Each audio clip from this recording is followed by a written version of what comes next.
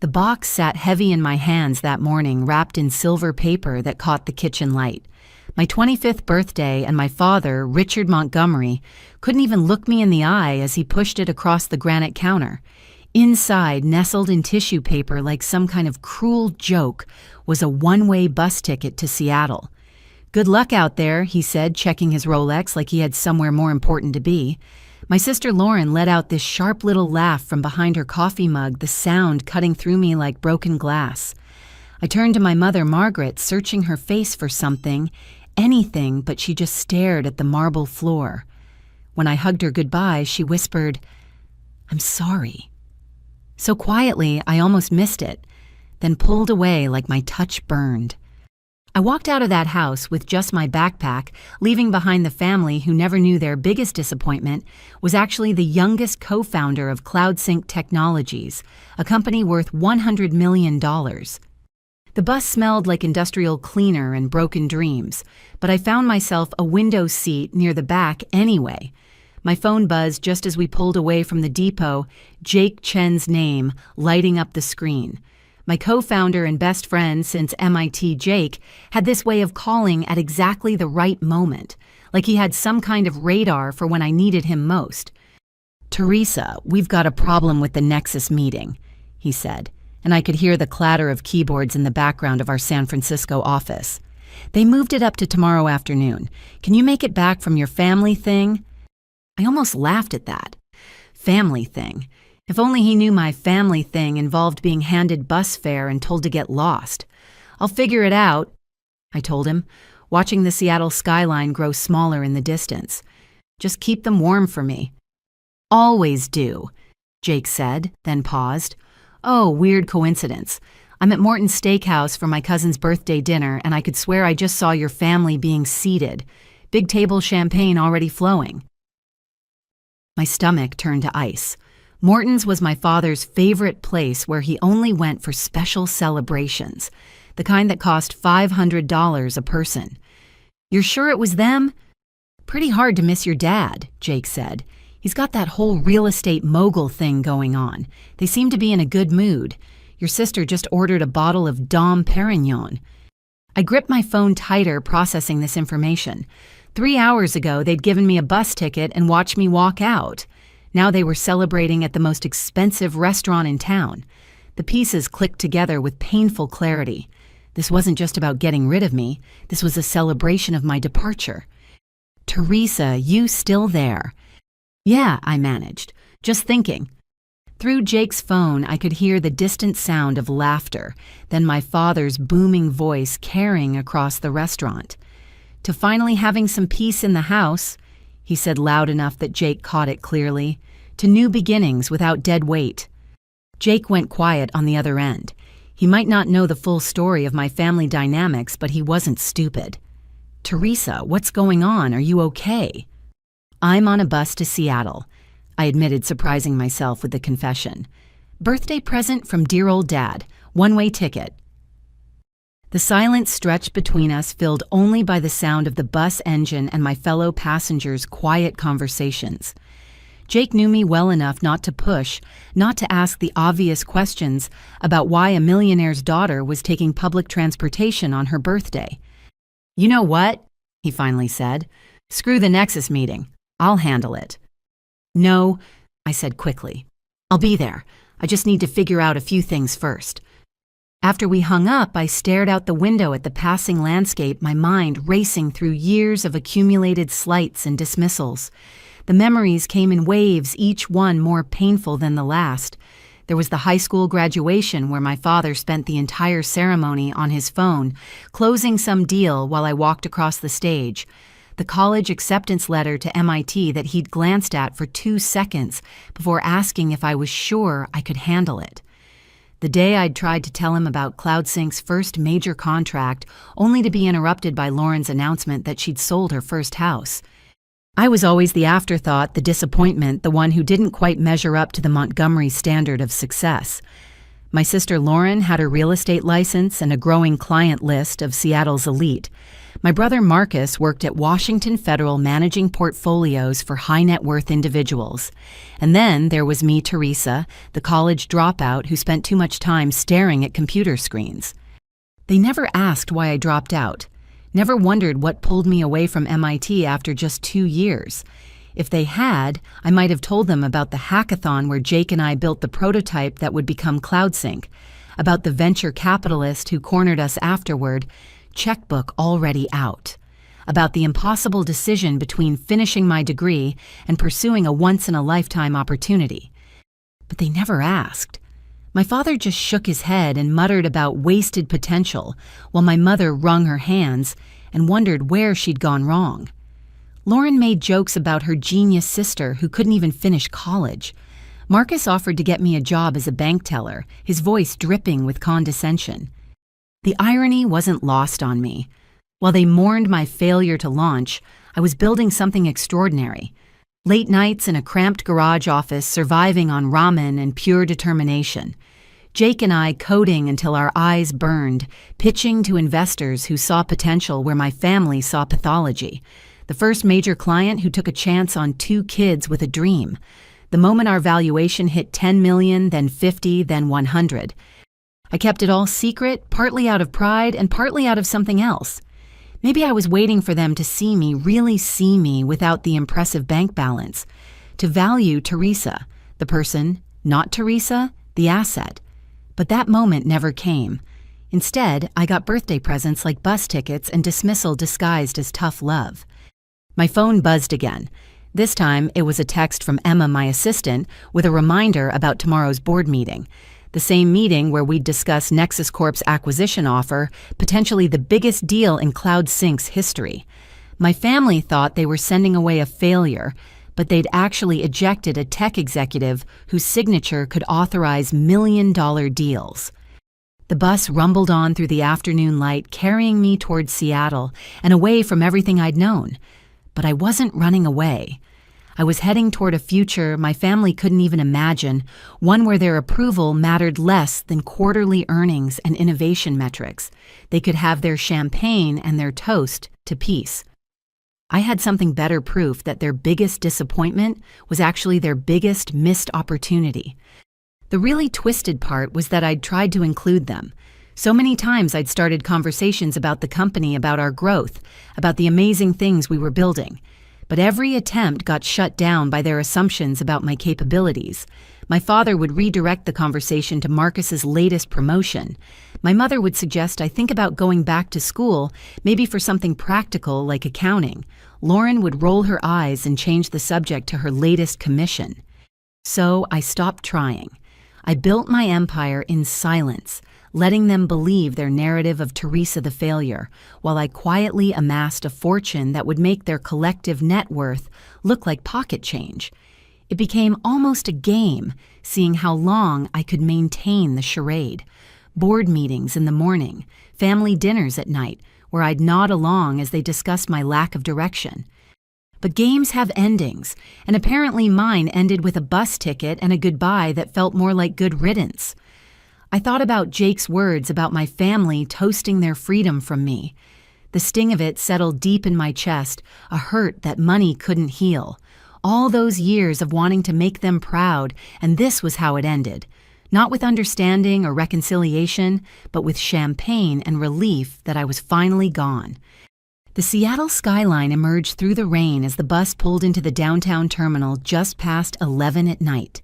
The city lights blurred through the water-streaked windows, and I shouldered my backpack, joining the stream of tired passengers filing toward the exit. The terminal buzzed with that particular energy of transit spaces, everyone moving with purpose towards somewhere else. I'd made a reservation at the Four Seasons under CloudSync's corporate account, a small luxury I allowed myself after the day's emotional battery. The rain hit my face as I stepped outside, cool and clean compared to the stale bus air. I could have called for a ride, but something about walking through the Seattle streets felt necessary, like I needed the physical distance to process everything.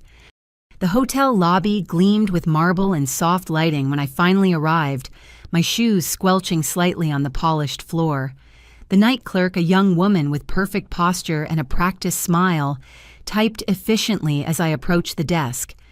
"Good evening, welcome to the Four Seasons. Checking in." "Yes, Teresa Montgomery, I have a reservation." Her fingers flew across the keyboard, then paused.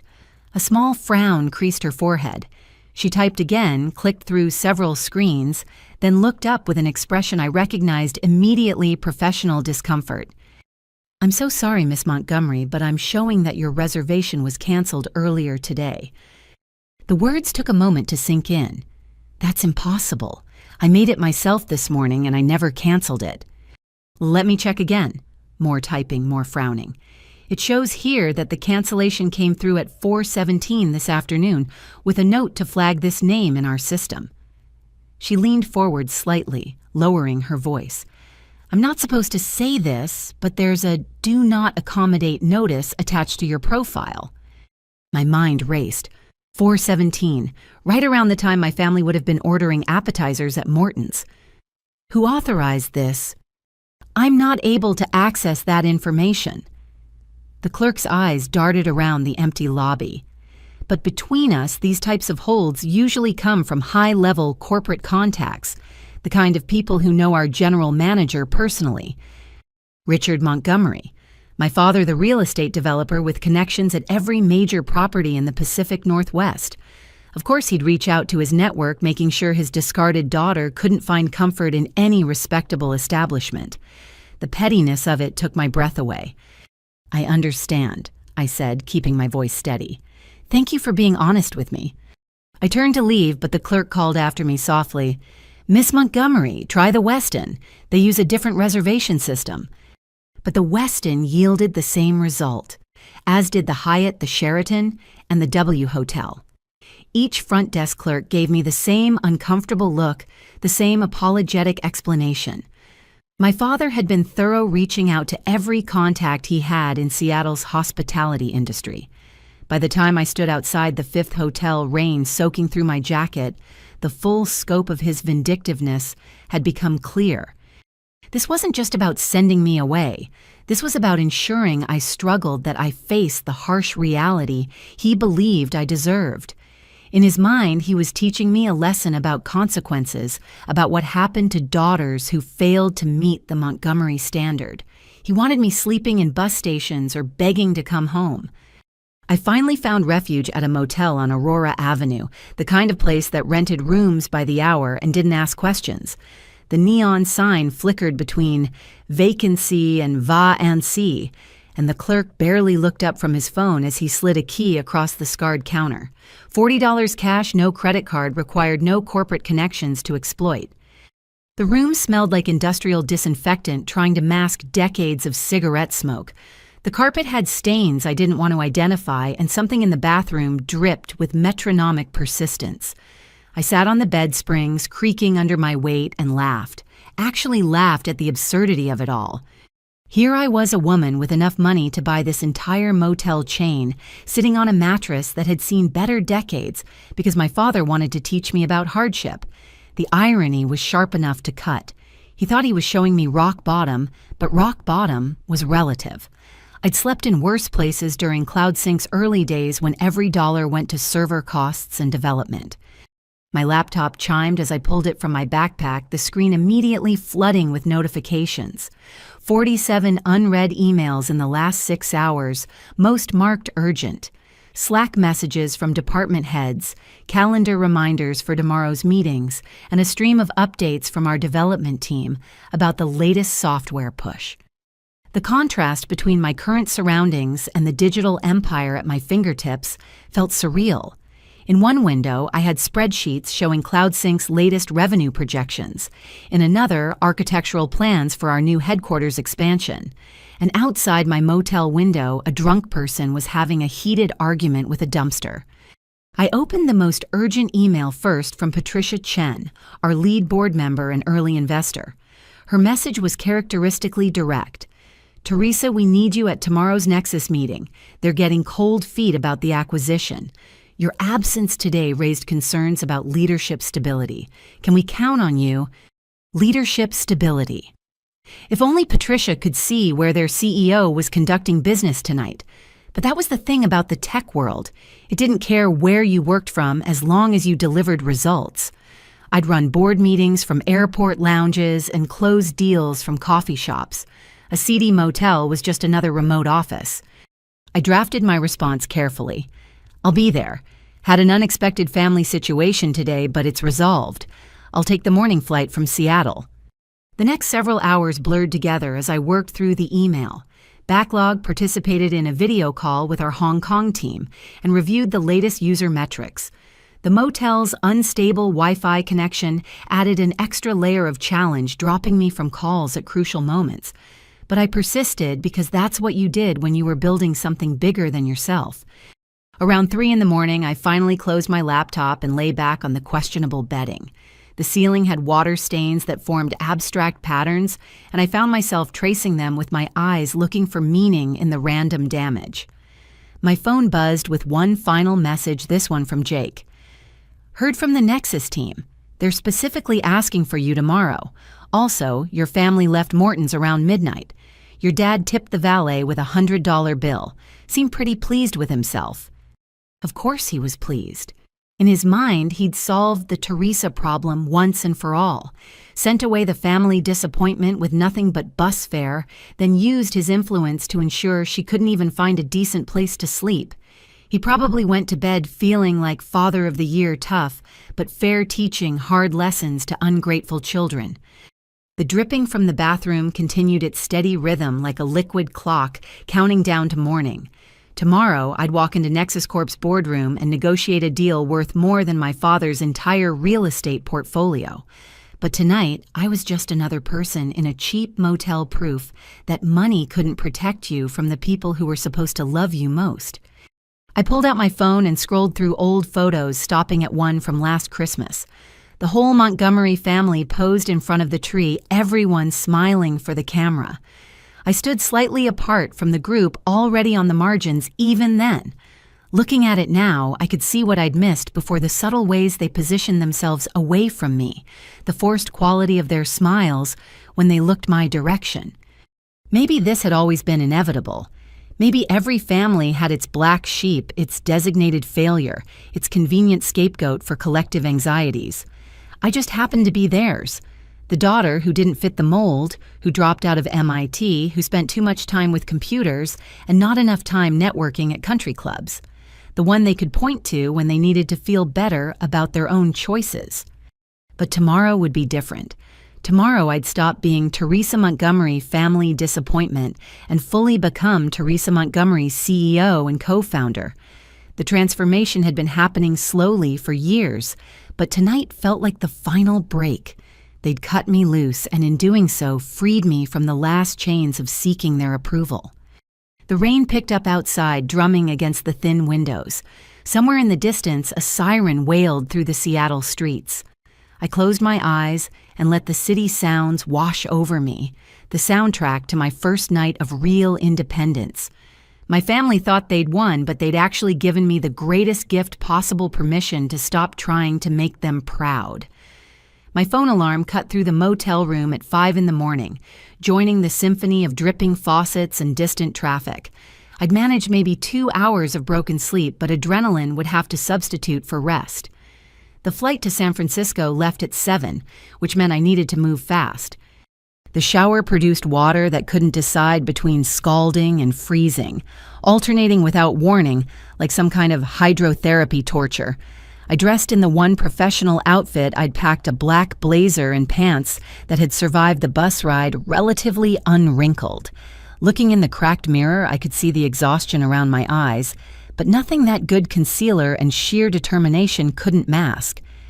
The Uber driver who picked me up gave the motel address a second glance but said nothing.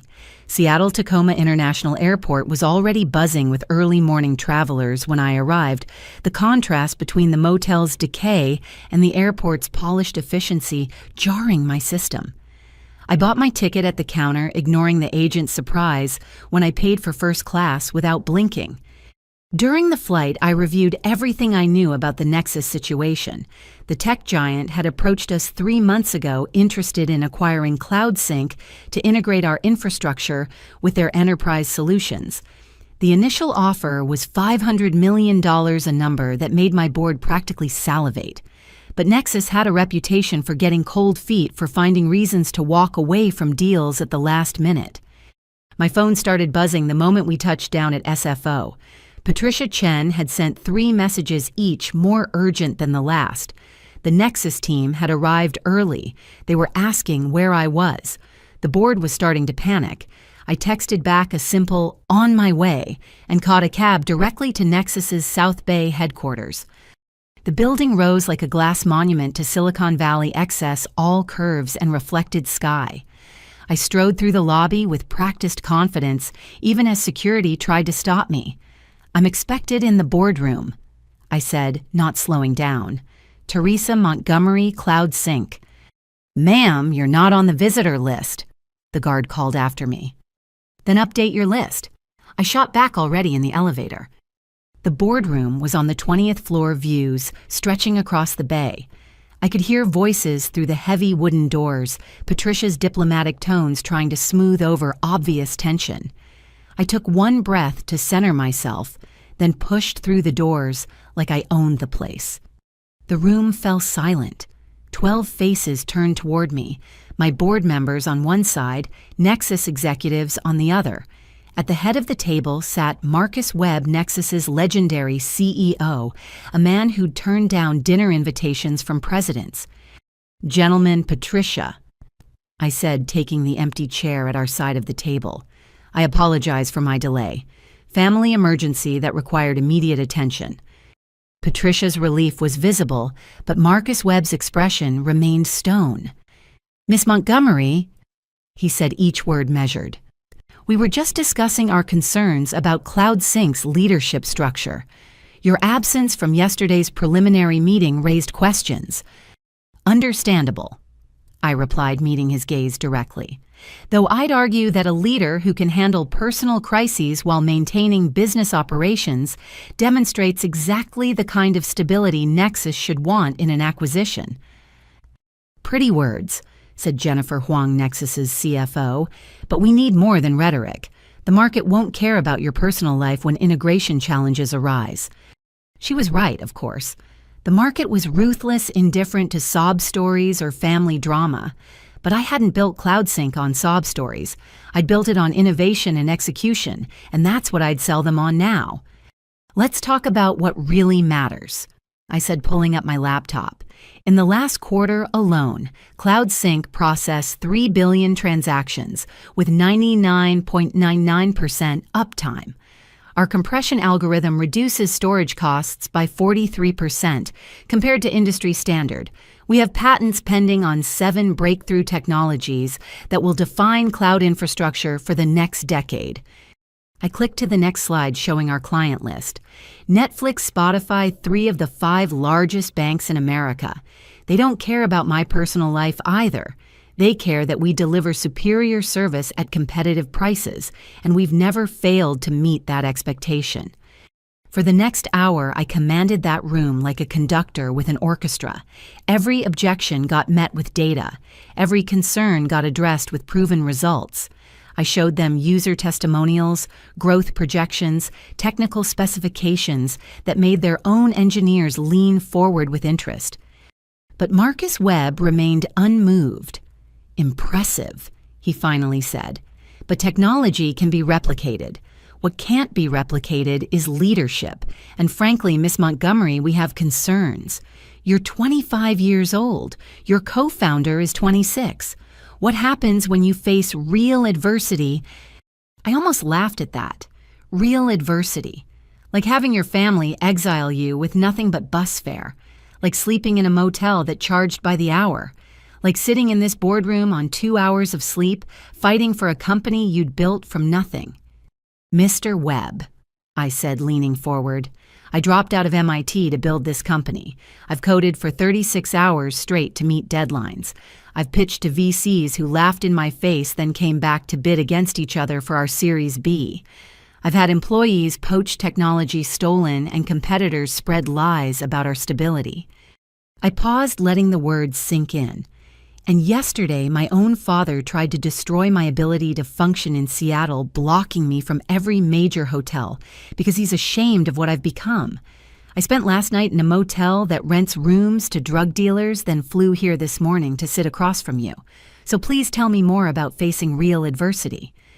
The room went absolutely still. Patricia's eyes widened. Jake, who'd been quietly supportive from his seat beside me, looked like he wanted to hug me and strangle my father simultaneously. Marcus Webb studied me for a long moment, then did something unexpected. He smiled. Not a polite business smile, but something genuine and almost warm. Now that, he said, is the kind of leader I can work with. Someone who doesn't just survive adversity, but transforms it into fuel. He looked around the table at his team. I think we've heard enough. CloudSync has the technology we need, and more importantly, it has leadership that won't fold under pressure. The rest of the meeting became a blur of terms, negotiations and handshakes. The initial offer of $500 million got bumped to $600 million with performance incentives that could push it even higher. Our legal teams would hammer out details, but the deal was essentially done. As we filed out of the boardroom, Patricia pulled me aside. Teresa, what you said in there about your father is true, I finished. Every word. But that's not CloudSync's story, it's mine, and I'd appreciate discretion. She nodded, understanding. In Silicon Valley, everyone had their origin story, their moment of transformation from nobody to somebody. Mine just happened to involve a bus ticket and family betrayal. Jake waited until we were in the elevator to speak. So, your dad really blocked you from hotels. That's some next-level parental disappointment. You have no idea, I said, watching floors count down. But he did me a favor. Negotiating with Marcus Webb felt easy compared to surviving the Montgomery family dynamics. You know you don't have to go back to Seattle, right? Jake said. Your apartment here is waiting. Your life is here. He was right. CloudSync's headquarters were in San Francisco. My team was here. My real life, the one I'd built myself, was here. Seattle held nothing but ghosts and people who'd celebrated my departure over champagne. I know, I said. But I left some things unfinished, and now that Nexus is handled, I think it's time to close those chapters properly. Jake knew better than to push. That was the thing about chosen family versus birth family. They respected your boundaries, even when they didn't understand them. As we walked out into the California sunshine, I felt the weight of the Nexus deal settling on my shoulders. $600 million, more money than my father had made in his entire career. The irony was delicious. While Richard Montgomery was pulling strings to keep me out of hotels, I was negotiating a deal that would make his entire real estate empire look like a child's lemonade stand. He thought he was teaching me about consequences, but the only consequence was that I'd learned to stop needing his approval. My phone buzzed with congratulations from board members, team leaders, and investors who'd already heard about the successful negotiation. The Silicon Valley gossip network moved at light speed, and news of CloudSync's acquisition was already making waves. But between the professional messages, I noticed something else. 3 missed calls from a Seattle number I didn't recognize. I almost ignored it, focused on the flood of business matters that needed attention. But something made me listen to the voicemail, and my mother's voice, thin and uncertain, filled my ear. Teresa, it's Mom. I know you probably don't want to hear from me, but something's happened. Your father. There's been an accident. No, that's not right. There's been an investigation. Please, if you get this, call me back. I know I don't deserve it after yesterday, but please. The message cut off, leaving me standing on a San Francisco sidewalk with my billion-dollar future in one hand and my complicated past in the other. Jake noticed my expression change. Everything okay? I don't know, I said honestly. But I'm about to find out.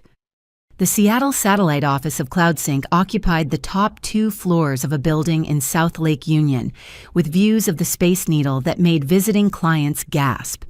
I'd insisted on maintaining a presence here, partly for strategic reasons, and partly, I now realized, to stay connected to a city that had shaped me. The staff knew me only as the co-founder who occasionally visited, not as the local girl whose father owned half the commercial real estate in downtown. Catherine Brennan arrived precisely at noon, her auburn hair pulled into a ruthless bun that matched her reputation as Seattle's most feared corporate attorney. We'd hired her firm to handle CloudSync's Washington state compliance issues, but her expertise went far beyond tech law. She settled into the conference room chair like a general preparing for battle. "I have to say, Teresa, when my assistant mentioned you were Richard Montgomery's daughter, I nearly choked on my coffee." She began pulling documents from her briefcase. "No offense, but your father and I have crossed swords before." "None taken," I assured her. "Our relationship is complicated at best." "Well, it's about to get more complicated." She spread papers across the table, legal documents with Montgomery Development's letterhead prominently displayed. "I'm representing Cascade Construction in a $30 million lawsuit against your father's company. I assume that's not a conflict of interest for you." I leaned forward, scanning the documents. Building code violations, safety infractions, construction shortcuts that put residents at risk. The list went on for pages. "No conflict at all. Tell me everything." For the next hour, Catherine laid out a pattern of corporate malfeasance that made my stomach turn. My father hadn't just cut corners. He'd systematically ignored safety regulations to maximize profits. The Cascade Towers project, his crown jewel, had failed 3 inspections before he'd mysteriously received approval to continue. Investigators found evidence of bribed inspectors' falsified reports and threatened whistleblowers. "The FBI got involved 6 months ago," Catherine continued.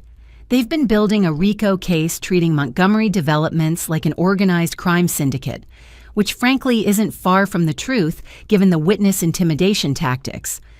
I thought about yesterday's birthday gift the bus ticket delivered with such cold satisfaction. When did the investigation become public? "It hasn't yet," Catherine said, "but your father knows it's coming. My sources say he's been liquidating assets, moving money offshore, preparing for the storm. The FBI raids are expected within the week." The pieces clicked together with sickening clarity. The timing of my eviction wasn't random. My father couldn't bear having his failure daughter around to witness his empire's collapse. He'd rather send me away with nothing than admit his golden reputation was built on criminal foundations. "There's more," Catherine said, her voice gentler now. "The personal guarantees your father signed mean that when Montgomery Developments goes down, he loses everything. The house, the cars, the country club memberships. Your family's entire lifestyle is about to evaporate." I stood and walked to the window, needing distance to process this information. Below, Seattle bustled with its usual urgency, unaware that one of its prominent business dynasties was about to implode. My father had spent decades building his reputation as a master developer, the man who'd shaped Seattle's skyline. Soon he'd be known as something else entirely, a criminal who'd risk lives for profit. "How solid is the evidence?" I asked. "Bulletproof," Catherine said. "I've seen the internal emails, the recorded conversations. Your father discussing how to hide defects, how to pressure inspectors, how to silence employees who raised concerns. He was arrogant enough to put it all in writing." My phone buzzed. Another call from my mother, the 4th since her voicemail. I let it go to voicemail again, not ready for that conversation. Not yet. "Is there any way he avoids prison?" I asked. Catherine's laugh was sharp. "Short of fleeing the country, no. The federal sentencing guidelines for this level of fraud start at 10 years, and that's if he cooperates, which, knowing Richard Montgomery's ego, he won't." I returned to the table, my mind racing through implications. My family's cruelty yesterday made more sense now. They weren't just getting rid of an embarrassment, they were jettisoning dead weight before the ship sank. But did Lauren and Marcus know? Did my mother? "I need you to do something for me," I said. "Can you get me copies of all public records related to Montgomery Development's property transfers liens? Anything that's been filed recently?" Catherine raised an eyebrow. "Planning to help your father?" "Planning to understand the full picture," I corrected. "My family has a talent for keeping secrets. I want to know exactly what they're hiding." She agreed to have her team pull the records, promising a full report by evening. After she left, I sat alone in the conference room, surrounded by the success I'd built, while my father was building his house of cards. The contrast felt surreal. CloudSync had just secured a 9-figure acquisition deal based on innovation and ethical practices. Montgomery Developments was about to collapse under the weight of its own corruption. I pulled up my laptop and started my own investigation using skills learned during CloudSync's early days, when we couldn't afford proper security audits. Public records told a story of escalating desperation. Properties transferred to shell companies. Mortgages taken against assets already leveraged to the hilt. A paper trail of financial manipulation that would make forensic accountants weep. But the most damning discovery came from an unexpected source, a Society page article from 3 months ago. A charity gala where my father had bid $200,000 for a week in Tuscany, paying with a check that, according to court records, bounced. The charity had quietly settled to avoid scandal, but the documentation was there for anyone who looked. My father, the man who'd given me a bus ticket and wished me good luck, had been writing bad checks to children's hospitals. I thought about my childhood, about the lessons he'd drummed into us, about success and reputation. The Montgomery name means something in this city, he'd say over dinner. Never do anything to tarnish it. Meanwhile, he was building an empire on bribes and safety violations, risking people's lives for profit margins. The hypocrisy burned worse than the rejection. At least my failures, real or perceived, had never hurt anyone. I dropped out of school to build something innovative and useful. He'd stayed successful by building death traps and calling them luxury homes. My phone rang again. This time it was Marcus, my brother. I almost didn't answer, but curiosity won out. "Teresa, thank God," he said, his voice lacking its usual condescension. "Mom said she's been trying to reach you. Look, I know yesterday was harsh, but we need to talk, as a family." "Funny how I'm family when you need something," I observed. "Don't be like that," he said. "This is serious. Dad's in trouble, real trouble. We need to stick together. The way you all stuck by me yesterday." Marcus went quiet. In the background, I could hear the sounds of his bank office, the professional atmosphere he'd always lorded over me. "That was Dad's idea," he finally said. "Lauren and I just went along with it. You know how he is." "I'm learning exactly how he is," I said. "Tell me, Marcus, did you know about the FBI investigation, about the bribes, the safety violations?" The silence stretched longer this time. When he spoke again, his voice was smaller. "How do you know about that?" "I have my sources, just like Dad has his connections at every hotel in Seattle to block his own daughter from finding a room." "He did what?" "So Marcus didn't know everything. The family had its own hierarchy of secrets, apparently." "Never mind. What exactly do you want from me?" "Dad's lawyers say we need to present a united front. The media will start circling soon, and we can't have family members making statements that could hurt his defense." I actually laughed at the audacity. His defense, Marcus, he's guilty. I've seen the evidence.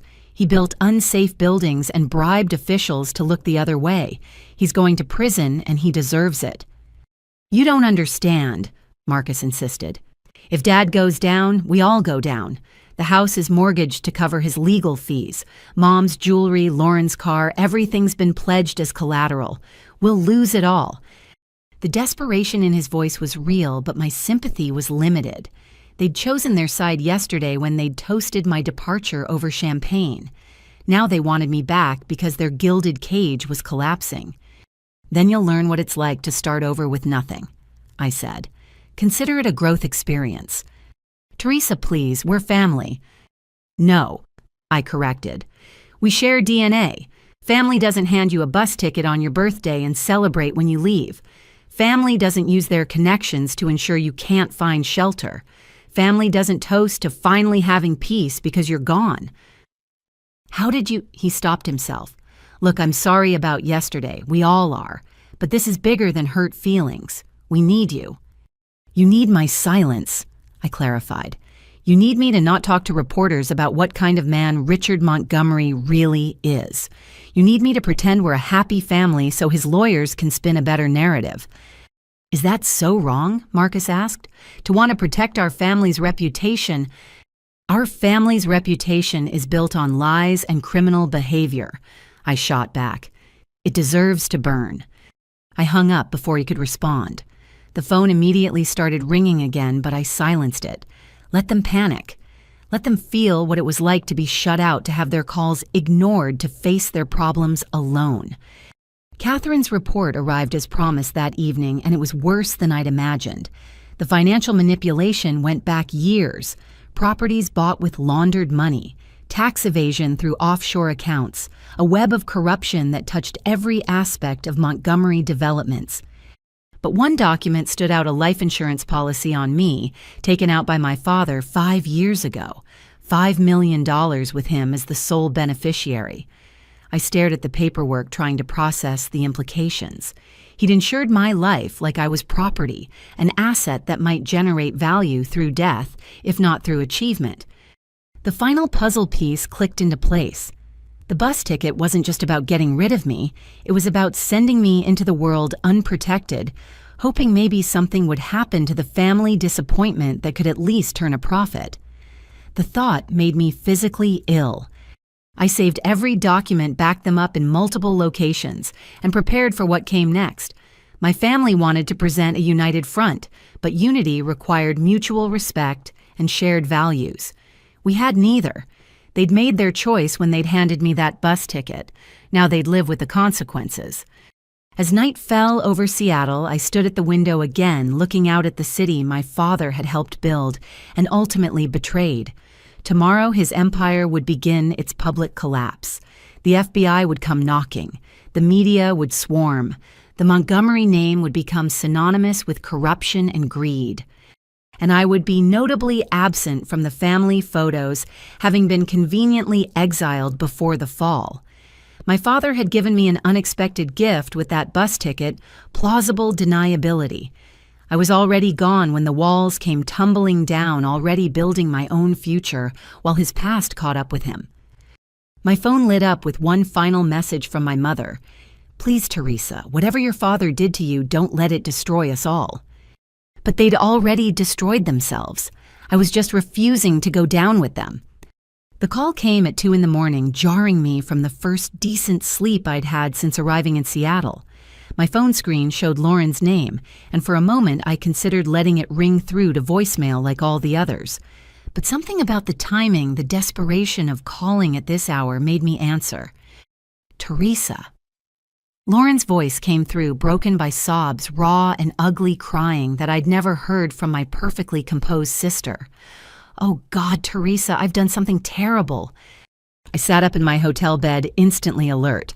After discovering my father's life insurance policy on me, I'd moved from the seedy motel to a boutique hotel in Capitol Hill that wasn't part of his network. What's wrong? I can't fix this, she gasped between sobs. They're going to find out. The audit is next week and they're going to find everything. Slow down, I said, even as my mind raced ahead. What audit? At my firm. Windermere Real Estate. They do random audits of escrow accounts and God, Teresa, I've been so stupid. The pieces were starting to form a picture I didn't like. What did you do, Lauren? I took money, she whispered, from the escrow accounts. Not at first just little bits to help Mom and Dad when things got tight, but then more and more, and I kept thinking I'd put it back when Dad's next deal closed. How much? The silence stretched so long I thought she'd hung up. Then barely audible, 200,000. I closed my eyes, processing this. My sister, the golden child, the successful realtor who'd laughed at my bus ticket yesterday, had been stealing from her clients. Over how long? 18 months. Ever since Dad's first deal fell through. He said it was temporary, said he just needed to bridge the gap until the Cascade Towers project paid out. She laughed bitterly. I believed him. I actually believed Richard Montgomery, who lies like other people breathe. Does your firm know? Not yet, but they will. The forensic accountants they bring in for these audits don't miss anything. Her voice cracked again. I could go to prison, Teresa. Real prison. And I deserve it. I stole from families buying their first homes from elderly people, downsizing from people who trusted me with their life savings. Part of me wanted to feel satisfaction at this reversal. The sister who'd treated me like a failure was calling me in the middle of the night, confessing to being an actual criminal. But mostly, I felt tired. Tired of the Montgomery family's talent for self-destruction, tired of the cascading consequences of our father's choices. "Why are you calling me?" I asked. "Because you're the only one who got out clean," Lauren said. "Marcus is up to his neck in Dad's mess at the bank. Mom's been taking Xanax like candy and pretending everything's fine. And Dad's locked in his office with his lawyers shredding documents." "I didn't get out clean," I corrected. "I was thrown out. There's a difference." "I know," she said quietly. "I'm sorry about yesterday, about the champagne, the laughter, all of it. I was playing a part being the daughter Dad expected. I've been playing that part so long I forgot it wasn't real." "And now you want my help?" "I don't have anyone else to call," Lauren admitted.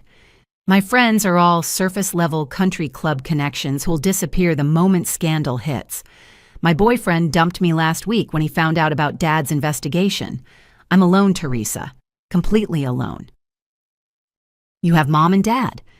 Her laugh was sharp and bitter. Dad's response when I told him about the embezzlement was to ask if I'd kept any records that could trace back to him. Mom offered me one of her Xanax. That's the Montgomery family support system in action. I got out of bed and walked to the window, looking out at Seattle's sleeping skyline. Somewhere out there, my sister sat in what was probably her luxury apartment, surrounded by things bought with stolen money, finally understanding what it felt like to be the family disappointment. "I could help you," I said finally. "I could write a check tomorrow for $200,000 and make this go away. Is that what you're asking?" "No," Lauren said, surprising me. "I mean, yes, that would solve the immediate problem, but it wouldn't fix what's broken in me. The part that thought stealing was okay if it kept up appearances. The part that valued Dad's approval over basic decency." "Then what do you want?" "I want to know how you did it," she said. "How you walked away from all of us and built something real.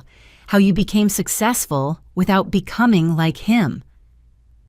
"I had help," I admitted, thinking of Jake and the early Cloud Sync team. "And I had the advantage of being written off early.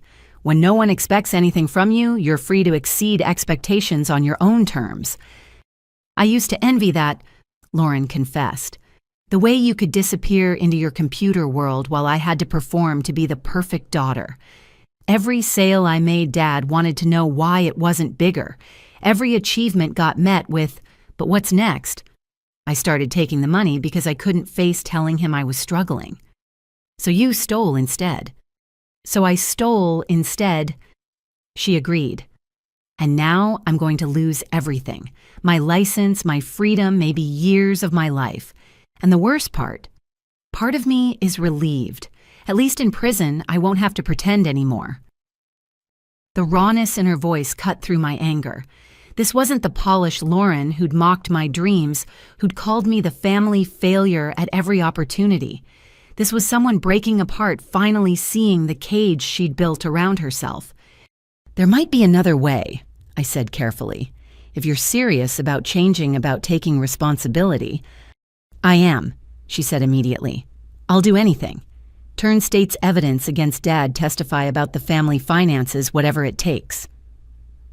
"I'm not talking about revenge," I clarified. "I'm talking about redemption, real change. It starts with coming clean to your firm tomorrow before the audit." "They'll fire me immediately." "Yes, but voluntary disclosure might keep you out of prison. Then you pay back every penny with interest. Sell your car, your jewelry, everything bought with stolen money. Start over with nothing." "Like you did yesterday," Lauren said quietly, "with just a bus ticket."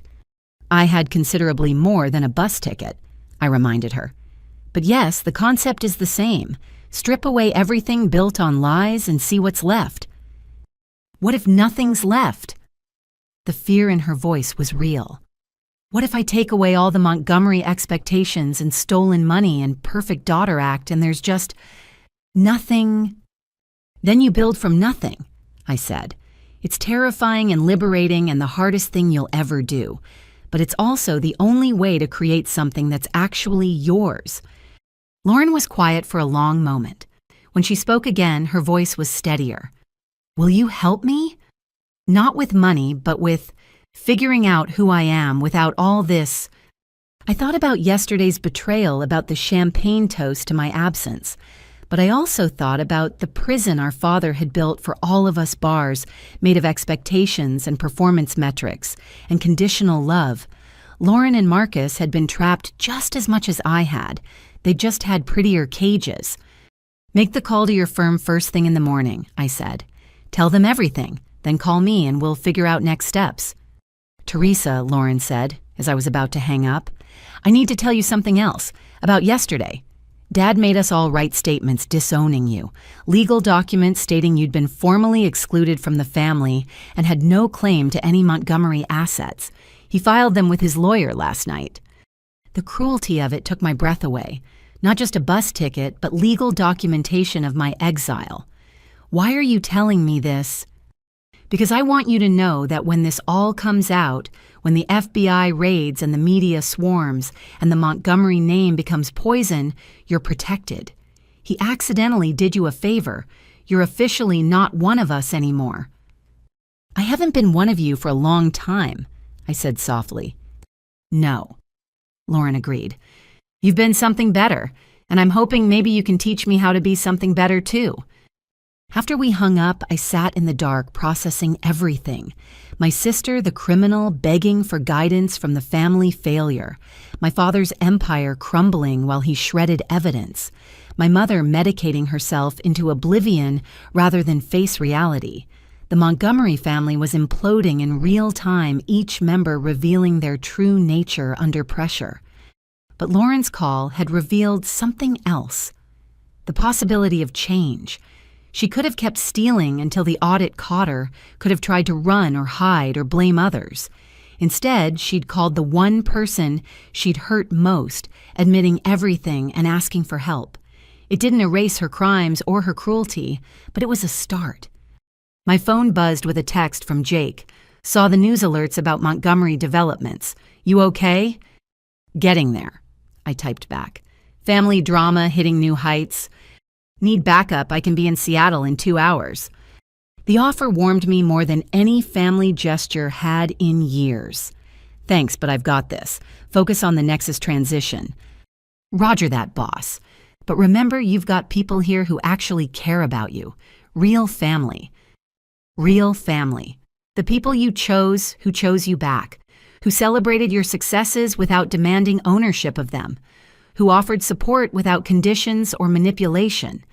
I'd built that at CloudSync without realizing it, creating the belonging I'd never found at home. I pulled up my laptop and started researching. If Lauren was serious about redemption, she'd need more than good intentions. She'd need legal representation, financial counseling, and probably therapy to understand why she'd chosen theft over honesty. I made lists, compiled resources, prepared for the morning's inevitable chaos. Because that's what real family did.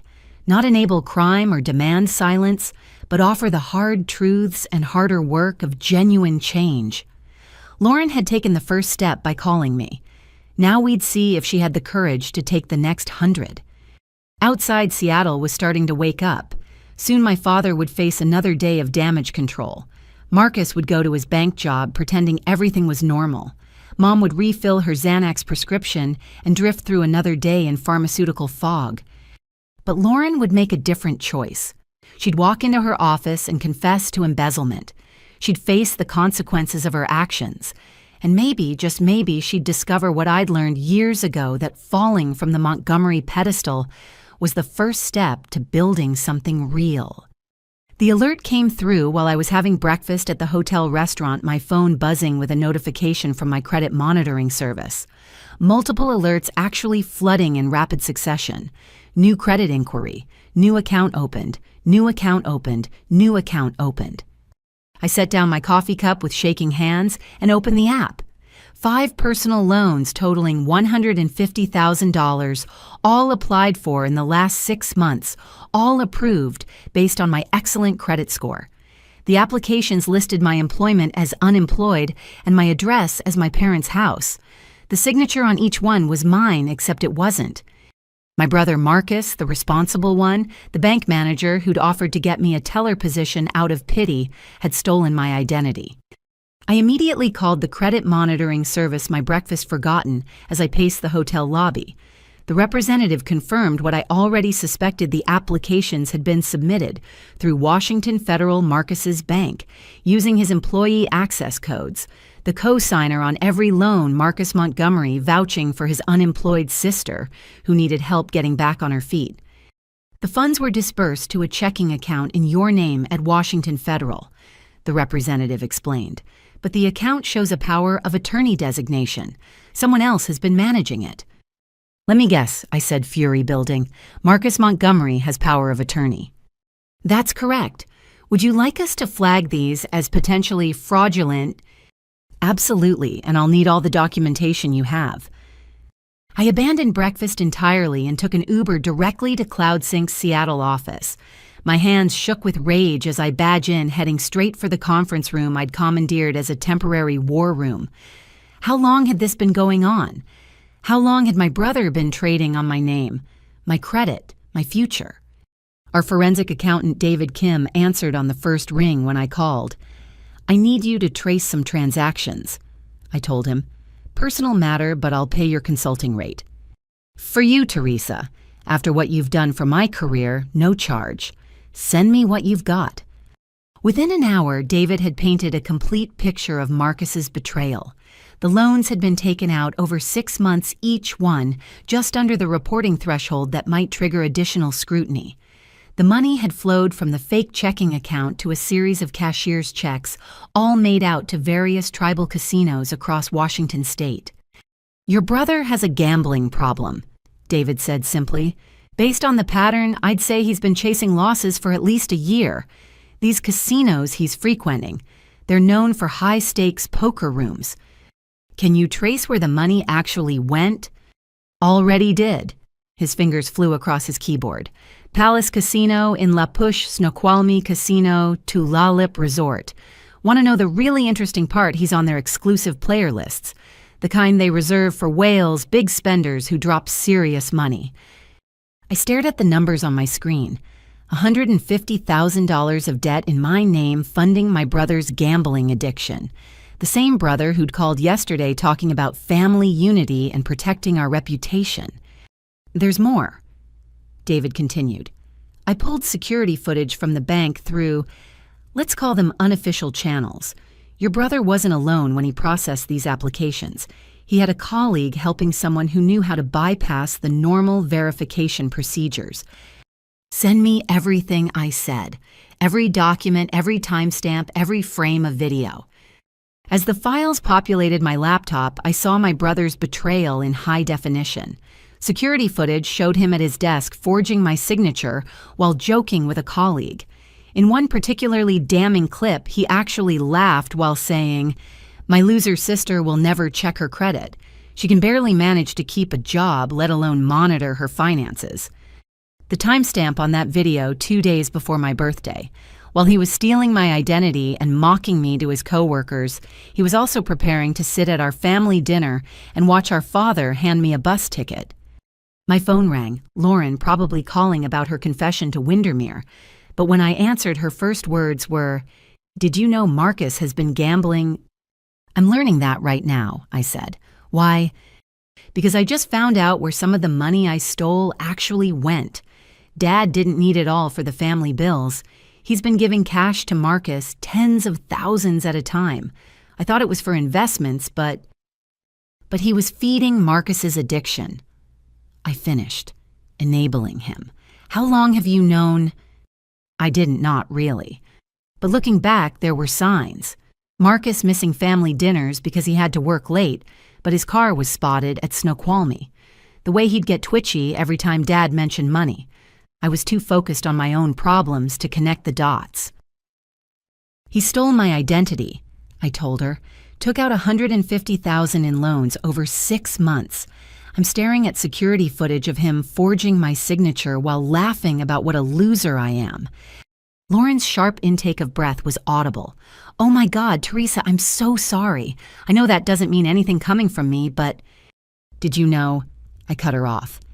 "When you all were toasting my departure, did you know your brother was actively destroying my credit?" "No," she said immediately.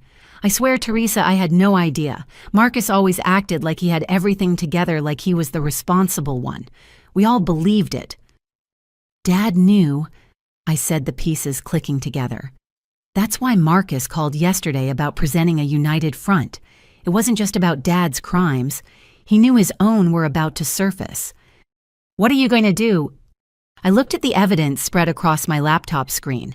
My brother's betrayal documented in painful detail.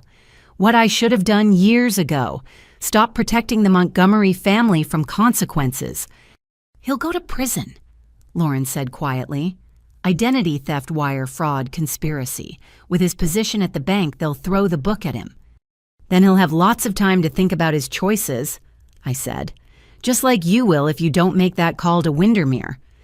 "I'm in the parking lot now," she admitted, trying to find the courage to go in. "Courage isn't the absence of fear," I told her. "It's doing the right thing despite the fear." Marcus chose the easy path, stealing from his sister to fund his addiction. You can choose differently. After we hung up, I called my lawyer.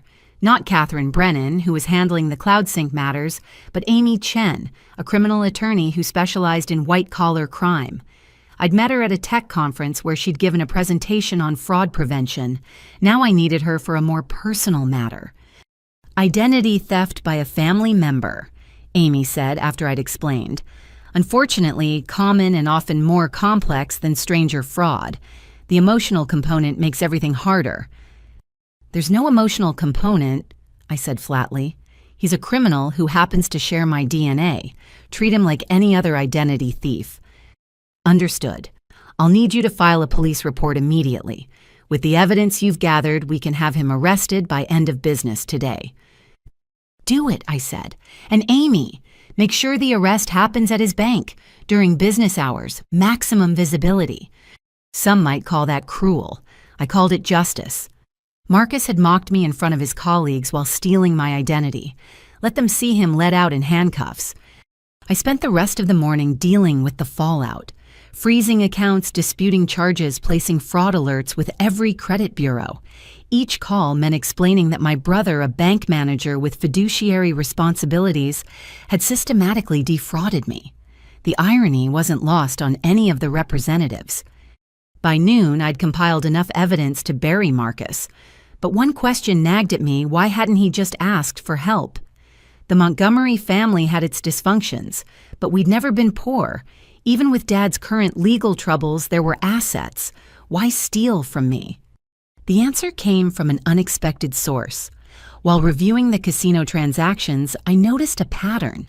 The biggest losses coincided with family events. $50,000 dropped the weekend of Lauren's birthday party. $30,000 lost the night of our parents' anniversary dinner. $20,000 gone the day after Christmas. Marcus gambled more when forced to play happy family. The stress of maintaining his perfect son facade drove him to the poker tables where he could be someone else, someone who took risks, who wasn't always responsible and reliable. But the house always wins, and his losses mounted until he needed money our father couldn't or wouldn't provide. So he'd turn to the one family member he thought would never find out, his loser sister Teresa, who couldn't even finish college, who spent her time on computers instead of building a real career, who would never amount to enough to need good credit. Except I had amounted to something bigger than any of them had imagined. And now his assumptions would cost him everything. Amy called at 3 o'clock. "It's done. Marcus Montgomery was arrested at Washington Federal at 2:45. He's being charged with 5 counts of identity theft, 5 counts of wire fraud and conspiracy to commit bank fraud. Bail hearing is tomorrow morning." "Thank you," I said, feeling oddly empty. "Send me your bill."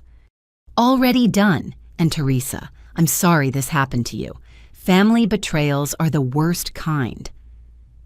After she hung up, I sat in the quiet conference room surrounded by evidence of my brother's crimes. Somewhere across town, he was being processed, fingerprinted, photographed, maybe sitting in a cell wondering how his carefully constructed life had collapsed so quickly. My phone exploded with messages, mom, dad, family, friends who'd heard the news. I ignored them all except one from Lauren. Made my confession, fired immediately, prosecution pending, heard about Marcus. We're some family, aren't we? We were never a family, I typed back, just strangers playing assigned roles.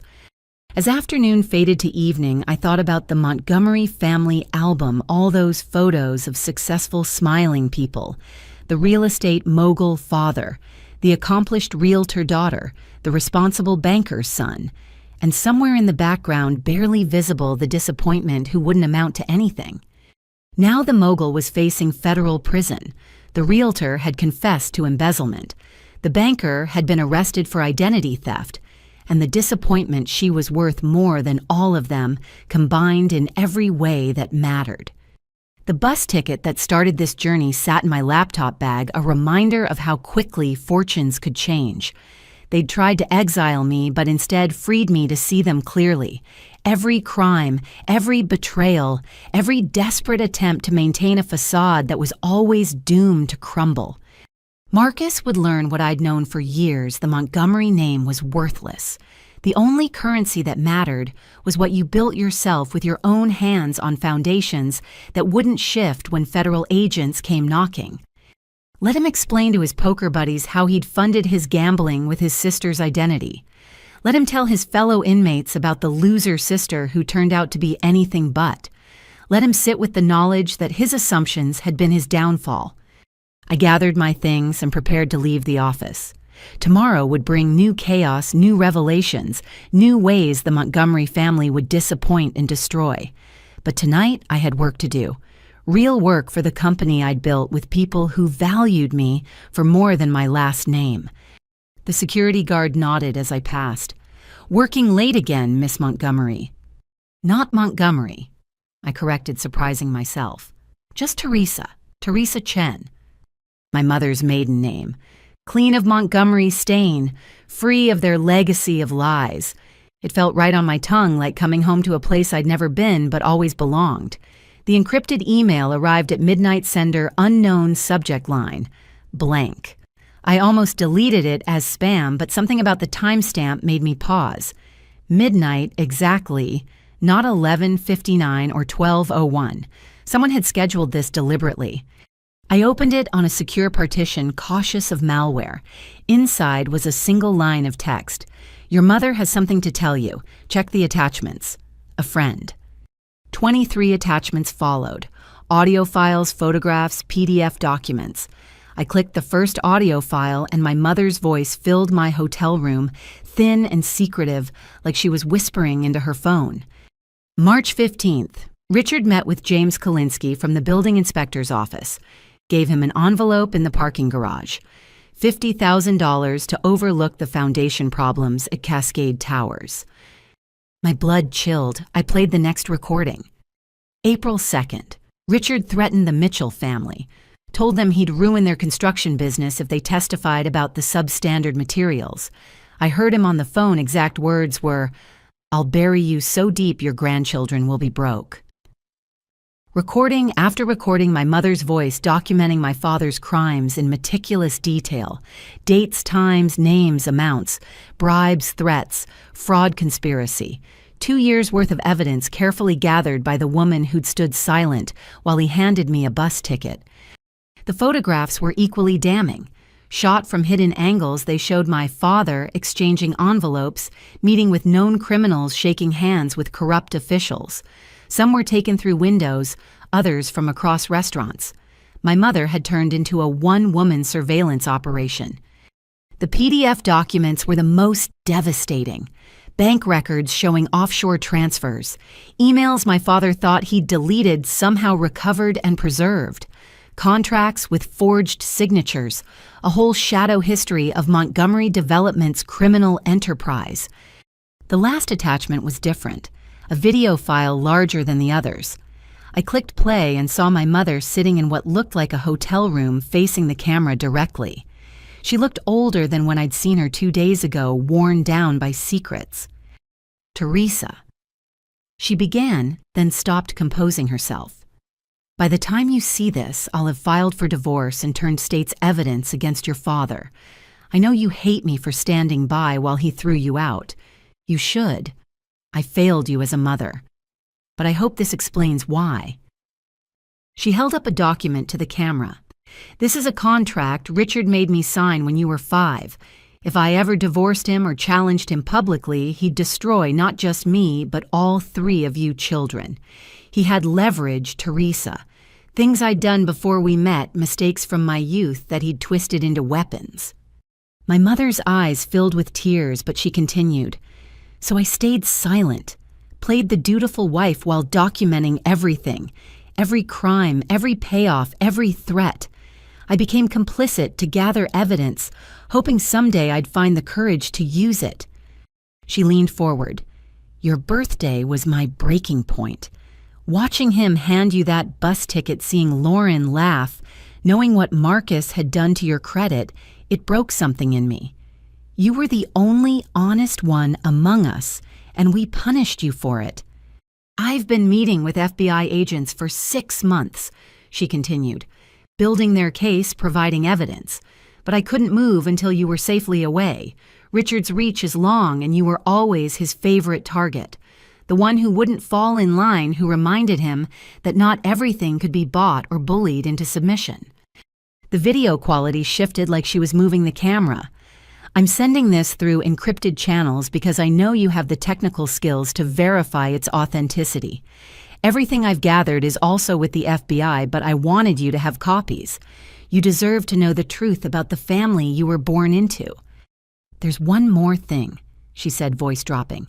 The life insurance policy Richard took out on you, I have recordings of him discussing it with his lawyer. He called it monetizing a failed investment. He actually used those words about his own daughter.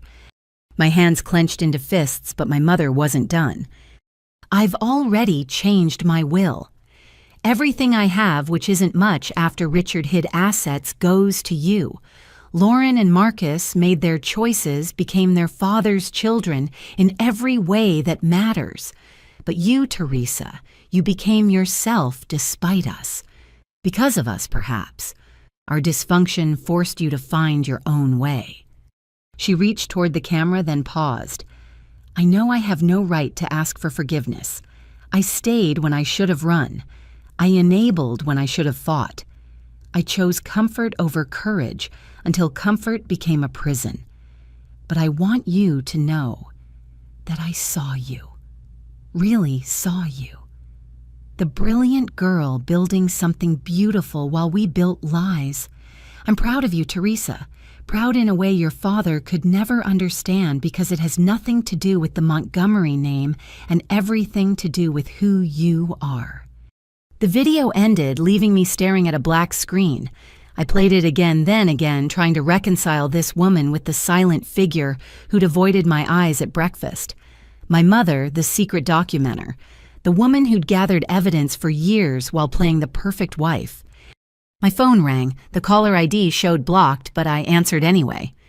Teresa. My mother's voice lived this time. I know you got my package. Where are you? I asked. FBI safe house. They moved me tonight after Richard discovered some missing files. He's not taking it well. You've been planning this for years, I said. It wasn't a question. Since the day you told us about CloudSync and he dismissed it as a waste of time. I realized then that he'd never see you for who you really were, that none of us would, as long as we lived in his shadow. So you stayed and gathered evidence. I stayed because I was a coward, she corrected. But I gathered evidence because I knew someday I'd find the courage to use it. Your birthday was that day. Watching him celebrate getting rid of you, I finally understood that staying to protect my children had become the very thing destroying them. Marcus was arrested today, I told her. I know, the FBI told me. Identity theft using his position at the bank. And Lauren, confessed to embezzlement, facing charges but cooperating fully. My mother sighed. My children, the criminals, except for you. I'm not your daughter anymore, I reminded her. Dad made sure of that with his legal documents. Legal documents can't change DNA, she said softly, or history, or the fact that I loved you even when I failed to show it. Love without action is just sentiment, I said, pretty but useless. You're right, which is why I'm acting now. Richard's bail hearing is tomorrow. I'll be testifying against him. Every crime, every cover-up, every threat. 23 years of marriage reduced to evidence tags and exhibit numbers. Why should I trust you? I asked. You stood by for years, watched him destroy anyone who challenged him, let him turn our family into a criminal enterprise. You shouldn't trust me, she said simply. Trust the evidence. Trust the FBI agents who verified everything. Trust the recordings where Richard discusses bribing judges and threatening witnesses. But don't trust me. I haven't earned that. We sat in silence, connected by phone lines and shared history, but separated by everything else. Finally, I asked, "What do you want from me?" "Nothing," she said. "I'm not calling for forgiveness or understanding or even acknowledgement. I'm calling because you deserve the truth, and I finally found the courage to provide it. What you do with it is your choice." The FBI has everything and more, enough to put Richard away for 20 years minimum. Cascade Towers alone with the safety violations and cover-ups, that's multiple federal charges.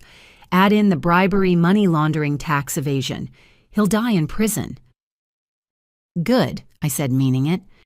Teresa, my mother said carefully. There's something else about Marcus and the gambling. Richard knew. He's been using Marcus's addiction as leverage, feeding him just enough money to keep him desperate but dependent. Those loans Marcus took in your name, Richard suggested it. The final piece clicked into place. My father hadn't just enabled Marcus's gambling, he'd weaponized it. Turned his son's addiction into a tool for control, then pointed him at me as a target. The cruelty of it was breathtaking. He really hated me that much, I said. No, my mother said. He feared you that much.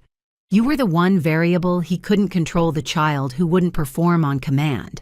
Every success you achieved outside his influence terrified him because it proved his worldview wrong. In his mind, power comes from manipulation and control. You proved it could come from talent and determination. So he tried to destroy me. He tried to diminish you, make you small enough to fit in the box he'd built. But you wouldn't fit, so he threw you away. And in doing so, he freed you to become everything he feared. I thought about that as sirens wailed somewhere in Seattle's night. My father, the great Richard Montgomery, so threatened by his youngest daughter that he'd orchestrated her exile. He'd won the battle, sending me off with a bus ticket. But he'd lost the war the moment I'd walked out that door. Will you be safe? I asked my mother. The FBI has protective custody, and honestly, after 23 years of maximum security marriage, federal protection feels like freedom. I have to go, I said. I know, Teresa. Whether you believe me or not, I need to say this. You were the best thing that came from our marriage. The only clean thing in a house built on dirty money. Don't let our failures define you. They don't, I assured her. They never have. I hung up and returned to the evidence she'd sent. Hours of recordings, hundreds of photographs, thousands of documents, a complete autopsy of the Montgomery crime family performed by the woman who'd helped create it. By dawn, I'd reviewed everything. My father's empire wasn't just corrupt, it was a cancer that had infected everyone it touched. Lauren turned embezzler to meet his expectations. Marcus turned gambler and identity thief under his manipulation. My mother turned into a secret agent in her own home, gathering evidence while losing herself. And me, I'd turned away, building something clean and honest and valuable. Not in rebellion against him, but in spite of him. Cloud Sync existed because I'd refused to accept his definition of success. Now it would outlive everything he'd built, a testament to the power of authentic creation over artificial manipulation. My phone buzzed with a message from Jake. "Saw the news about your brother's arrest. You okay?" "Getting there," I typed back. "Family skeletons doing a whole parade out of the closet. Need me to come up?" "No, but thanks. This is something I need to finish myself." "Understood. Just remember your real family is here when you're ready to come home." Home. Not Seattle with its complicated history and criminal associations. Not the Montgomery mansion built on bribes and threats. Home was San Francisco with people who valued me for what I created, not what I could be manipulated into becoming. But first I had a bail hearing to attend. My father would stand before a judge and his wife would testify against him. His son would be in custody for identity theft. His elder daughter would be facing her own charges. And his youngest daughter, the one he'd thrown away, would be worth more than his entire criminal empire. The poetry of it was perfect. Richard Montgomery had built his family like he built his buildings, cutting corners, hiding flaws, prioritizing appearance over integrity. And like his buildings, it was all coming down. I ordered room service and prepared for the day ahead. Somewhere in Seattle, my mother sat in an FBI safe house, finally free of the man she'd married. My father sat in a cell, stripped of the power he'd wielded so cruelly. My siblings faced their own reckonings, choices made and consequences delivered. And I sat in a hotel room, evidence of their crimes spread before me, no longer a Montgomery in any way that mattered. The bus ticket that had started this journey seemed like a lifetime ago. They'd meant it as exile, but it had become exodus. Not wandering in the wilderness, but walking toward a promised land they'd never imagined existed. Let them have their hearings and sentences and legal proceedings. I had a company to run a life, to live a future that didn't depend on the Montgomery name or its poisonous legacy. They'd given me the gift of expulsion, and I'd transformed it into freedom. The sun rose over Seattle, painting the sky in shades of possibility. Somewhere, my mother was preparing her testimony. Somewhere, my father was realizing his empire's end. And here, in this hotel room, I was preparing for what came next, a life entirely my own, built on foundations that would never crumble. The call came during CloudSync's Monday morning leadership meeting. I was in the middle of discussing integration timelines with the Nexus team when my assistant Emma burst through the conference room door, face pale with urgency. "Teresa, I'm sorry to interrupt, but you need to take this call. It's about your father." I excused myself and stepped into the hallway. "This is Teresa."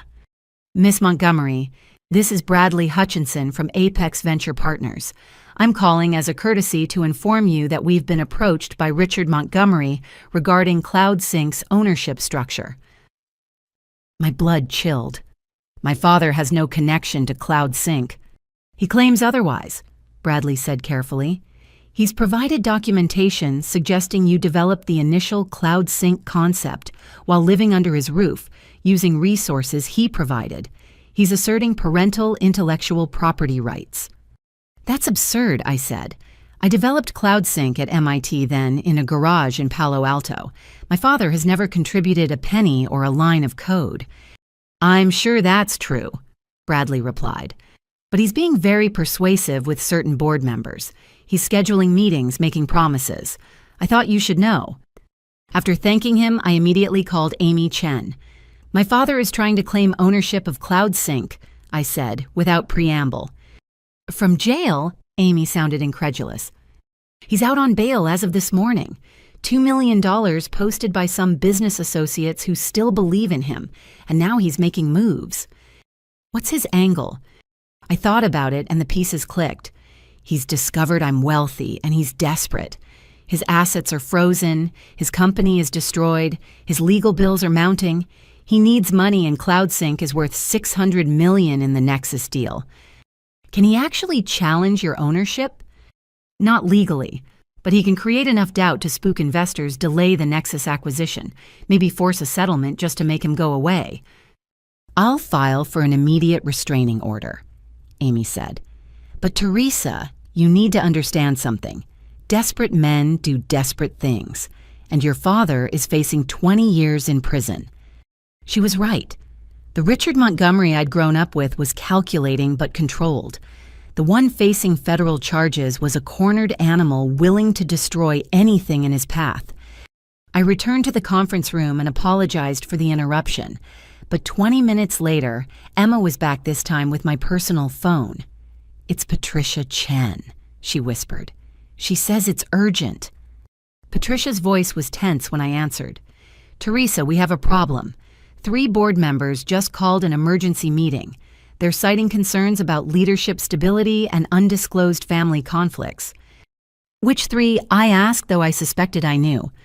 "Morrison, Kleiner, and Zhao. They're saying your father contacted them with troubling information about your background, your mental stability, your ability to lead through the Nexus transition." Morrison, Kleiner, and Zhao, 3 of our earliest investors, the ones who'd taken the biggest risk on 2 college dropouts with a dream, the ones who stood to gain the most from the Nexus deal, but also had the most to lose if it fell apart. "When's the meeting?" I asked. "Friday at 2. They're pushing for a vote of no confidence, suggesting you step down as CEO temporarily while family matters are resolved." "Absolutely not," I said. "I agree. But Teresa, they have enough votes to force the issue if they stick together. We need a strategy." I thought quickly. Set up individual meetings with each of them before Friday. I want to know exactly what my father promised them and what leverage he thinks he has. Already on it. Morrison can meet Wednesday morning, Kleiner Thursday afternoon. Zhao is being cagey about his schedule. Keep pushing, and Patricia start documenting every communication from my father or his representatives. We're going to need it. I hung up and stood in the hallway processing this new attack. My father, out on bail for bribing officials and threatening witnesses, was now trying to steal my company through corporate manipulation. The audacity was breathtaking. My phone rang again. This time it was Jake, his voice tight with anger. "Did you know your father just showed up at our Palo Alto office?" "What?" Security stopped him at the desk, but he made quite a scene. Claimed he was here for a board meeting, that he was a major stakeholder. When they wouldn't let him up, he started telling everyone in the lobby that his daughter stole his ideas to build CloudSync. "Please tell me we have security footage." "Every second. He actually brought reporters with him, Teresa. This was a staged media event. He's trying to create a narrative that you're a thief who betrayed her own father." I sank into a nearby chair, exhausted by the relentlessness of it. 2 days ago, he'd thrown me out with a bus ticket. Now he was claiming I'd stolen from him. The contradiction would be laughable if it weren't so damaging. "I'll handle the media," Jake continued. "But you need to know he mentioned having inside information, details about our early development that only someone close to the company would know." A horrible suspicion formed. "Jake, pull the access logs for our development servers. Go back 6 months. You think we have a leak?" I think my father is getting help from someone inside CloudSync. The betrayal would be deep if true. Our team was small, carefully chosen. Everyone had equity. Everyone benefited from our success.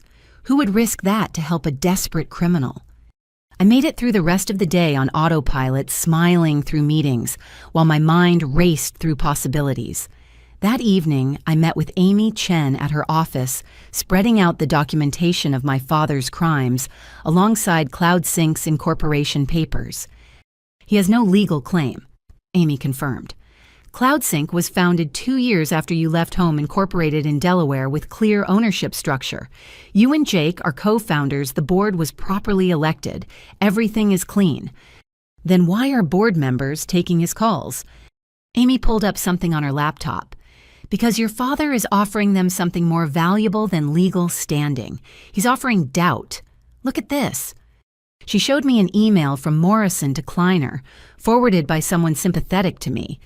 In it, Morrison expressed concerns about family instability and potential reputational damage if the Montgomery family crimes became associated with CloudSync. "He's not trying to win legally," Amy explained. "He's trying to make you toxic. Create enough scandal that the Nexus deal falls apart. The stock price crashes. If you go public and the board decides you're more trouble than you're worth. So what do? You fight, Amy said simply, but not the way he expects. He's prepared for legal battles and corporate maneuvering. He's not prepared for radical transparency. Wednesday's meeting with Morrison confirmed my suspicions. The silver-haired venture capitalist sat across from me in his Sand Hill Road office, clearly uncomfortable. "Your father made some troubling allegations," he began. "I'm sure he did," I replied. "Which ones specifically concerned you?" Morrison shifted in his seat. "He suggested you've been unstable since childhood, that you dropped out of MIT due to mental health issues, that CloudSync's success is built on code you stole from his company's internal systems." "All lies," I said flatly. "I dropped out of MIT because Jake and I won a hackathon and got our first investment offer. My mental health is fine unless you count the stress of having a criminal father, and I've never had access to Montgomery Development's systems because they don't have any worth stealing." He seemed very convinced. "He's facing 20 years in federal prison," I reminded Morrison. "Desperate people say desperate things. The question is, why you're listening to him." Morrison's face hardened. "Because he offered to buy out my stake for twice what Nexus is paying." There it was, the real play. My father didn't have money to buy anyone out, but he was promising future payoffs based on fantasy scenarios where he somehow gained control of CloudSync. "With what money?" I asked. "His assets are frozen. His company is bankrupt. He's selling you a fiction. He says he has investors lined up. Says once you're removed as CEO, they'll fund a buyout at premium prices." I leaned forward. "Tom, you've known me for 3 years. You did due diligence before investing. You've seen our growth, our execution, our integrity. Are you really going to throw that away for promises from a man under federal indictment?" Morrison wavered and I pressed on. "The Nexus deal closes in 30 days. You'll see a 400% return on your investment. All you have to do is not blow it up based on lies from a desperate criminal." By the time I left his office, Morrison had agreed to support me at Friday's board meeting. 1 down, 2 to go. Thursday with Kleiner was harder. She'd actually met with my father in person, and he'd spun elaborate tales of my instability, complete with fabricated medical records created using his connections. "These documents look official," she said, sliding papers across her desk. I examined them, fury building at the detailed lies. Psychiatric holds that never happened. Medications I'd never taken. Diagnoses pulled from thin air. "These are forgeries," I said. "Add them to his federal charges. Document, fraud, identity theft, defamation." "How do I know you're telling the truth?" "Because I'm here running a successful company, closing major deals, managing hundreds of employees. Does that sound like someone with the conditions described in these fictional reports?" It took 2 hours, but Kleiner finally saw through my father's manipulations. She even apologized for considering them. 2 down, 1 to go. But Zhao remained unreachable. His assistant claimed scheduling conflicts, but I knew he was avoiding me, which meant my father had gotten hooks into him, somehow promises or threats that went beyond money. Friday arrived too quickly. I entered CloudSync's boardroom to find it unusually full. Beyond the normal board members, several investors had dialed in virtually, and someone had leaked the meeting agenda to TechCrunch, resulting in reporters gathering outside. Patricia called the meeting to order, but Morrison immediately interrupted. "Before we begin, I move to table the no confidence motion." Relief flooded through me, but Zhao spoke up. "I object. The motion stands as submitted. Teresa Montgomery has hidden critical information about her background and family situation that materially impacts CloudSync's future." "What information?" I asked directly. Zhao pulled out a tablet. "Your father provided evidence that you've been under investigation for corporate espionage, that you hacked into Montgomery Development systems and stole proprietary code." "That's a complete fabrication," I said. "My father's company builds shopping centers, not software. What code would I steal?" "They're Excel spreadsheets." A few board members chuckled, but Zhao pressed on. He also says you suffer from pathological lying disorder, that nothing you've told us about CloudSync's origins is true. Enough, Jake said, standing.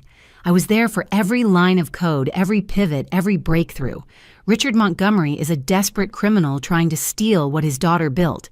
The fact that we're even entertaining his lies is insulting. Nevertheless, Zhao said, I call for a vote of no confidence in Teresa Montgomery as CEO. Patricia sighed. Motion has been made and seconded. Discussion. What followed was 2 hours of brutal corporate combat. Every achievement I'd earned got questioned. Every decision scrutinized through the lens of my father's lies. But slowly, truth won out. Board members who'd done their own research defended me. Employees who'd joined CloudSync because of my leadership spoke passionately about integrity and vision. When the vote finally came, it was 8-3 against the motion. I remained CEO, but the damage was visible. Doubt had been planted, questions raised. My father had failed to steal my company, but he'd managed to taint it. After the meeting, Zhao approached me. This isn't over, he said quietly. Your father has resources you don't understand, connections that go deep. He'll destroy CloudSync before he lets you keep it. Let him try, I said. He's already destroyed everything else he's touched. That evening, I sat in my San Francisco apartment looking out at the bay. My phone buzzed with messages of support from employees, investors, and industry colleagues who'd heard about the attempted coup. The tech community was rallying around me, recognizing my father's actions for what they were, a criminal's desperate grab for legitimacy. But Zhao's words echoed. What connections did my father still have? What resources could a man facing federal prison bring to bear? The answer came at midnight in the form of a video message from an unknown number. I opened it to see my father sitting in what looked like a hotel room, wearing a suit that had seen better days. Hello, Teresa. He said, his voice carrying the old authority despite his circumstances. I wanted to congratulate you on today's victory, Pyrrhic though it may be. He leaned toward the camera. You think you've won because you kept your title, but I've already achieved my goal. Doubt has been planted. The mighty CloudSync, the perfect success story now has an asterisk. The CEO with the criminal father. The company built by someone who can't be trusted. The Nexus deal will close, he continued. You'll get your money, but what then? Every future deal, every partnership, every media mention will include the shadow of our family's scandal. You'll never escape being Richard Montgomery's daughter, no matter how many companies you build. He smiled, and it was the cold expression I remembered from childhood. I may go to prison, Teresa, but I'll go knowing I've marked you forever. The Montgomery stain doesn't wash out no matter how much success you pour on it. Unless, he added, you'd like to discuss a settlement. A nice quiet arrangement where I disappear and stop talking to reporters, board members, anyone who'll listen. All it would take is, say, $50 million. Pocket change for someone about to close a $600 million deal. The video ended, leaving me staring at his frozen face. Extortion now added to his list of crimes. But he was right about one thing. The stain was real. Every article about CloudSync now mentioned the family troubles of its CEO. My success had become intertwined with his failure. I forwarded the video to Amy Chen with a simple note, add extortion to the charges. Then I did something my father wouldn't expect. I called Patricia Chen and told her to schedule a press conference for Monday morning. About what? She asked. About transparency, I said. About refusing to let criminals hide in shadows. About the difference between building something real and tearing things down. Teresa, are you sure press conferences can backfire? My father thinks the Montgomery name is a stain, I said. Maybe it's time to show everyone what washing clean really looks like. I hung up and returned to the window, looking out at the city lights. Somewhere, my father was probably celebrating his video threat, convinced he'd found my weakness. But he'd made the same mistake he'd always made, underestimating me. He thought shame was a weapon. He thought family secrets gave him power. He thought the Montgomery name was a chain that would always bind me. He was wrong on all counts. Monday, I would stand before the tech world and tell the truth, all of it. The bus ticket, the hotel blacklisting, the identity theft, the attempted corporate theft. I would lay bare the Montgomery family's rot and show how I'd grown despite it. My father wanted to mark me with his stain. Fine. I'd wear it like armor, showing everyone that success could bloom even in the darkest soil. That integrity wasn't inherited, but chosen. That the only name that mattered was the one you built yourself. The war wasn't over, but the battlefield had shifted, and Richard Montgomery was about to learn that his daughter had weapons he'd never imagined: truth, transparency, and the unshakable foundation of something built honestly. Let him come. I was ready. Monday morning arrived with typical San Francisco fog, but inside CloudSync's headquarters, the atmosphere crackled with electricity. The press conference was scheduled for 10 o'clock, and every major tech publication had sent reporters. My father's weekend media blitz had ensured massive interest in whatever CloudSync's embattled CEO had to say. I sat in my office with Amy Chen and Catherine Brennan reviewing the stack of evidence we'd compiled. Financial records, forged documents, recorded threats, the extortion video. Everything needed to tell the complete story of Richard Montgomery's crimes and desperate attempts to steal his daughter's success. Remember, Amy said, stick to facts, no speculation, no emotion. Let the evidence speak. The FBI is ready to move based on the extortion video, Catherine added. They're just waiting for your word. I looked at the clock, 9:45. Let's do this. The conference room had been transformed into a media center, cameras and microphones creating an electronic forest. I took my place at the podium, looking out at dozens of reporters who'd come expecting corporate drama. They were about to get much more. Good morning, I began. I'm Teresa Montgomery, co-founder and CEO of CloudSync. I called this conference to address recent allegations made by my father, Richard Montgomery, and to provide full transparency about attempts to criminally interfere with our company. I clicked to the first slide showing my father's mugshot. Richard Montgomery is currently under federal indictment for bribery, fraud, and racketeering related to his real estate development company. He's attempting to extort money from CloudSync and has engaged in a campaign of corporate sabotage. The room erupted with questions, but I held up my hand. I'll take questions after I've presented the evidence. For the next 30 minutes, I laid out everything. The birthday bus ticket, the hotel blacklisting, my brother's identity theft, my sister's embezzlement. I showed the forged psychiatric documents, played portions of the extortion video, displayed the FBI's charging documents against Montgomery developments. My father believes the Montgomery name is a stain that will forever mark me, I said. He's right. It is a stain, one of corruption, criminality, and cruelty, which is why, effective today, I'm legally changing my name to Teresa Chen, taking my mother's maiden name. Gasps from the audience. I pressed on. CloudSync was built despite my family, not because of it. Every line of code, every innovation, every success came from hard work and integrity values Richard Montgomery never understood. He tried to steal what we built because he can't comprehend creating value honestly. I clicked to the final slide showing CloudSync's team photo. This is my real family.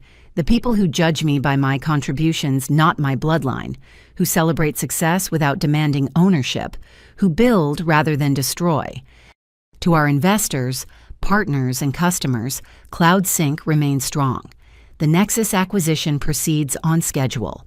Our technology continues to innovate, and attempts at criminal interference have been referred to federal prosecutors. I looked directly at the cameras. To Richard Montgomery, who I know is watching, your campaign ends now. The FBI has been fully briefed on your extortion attempt.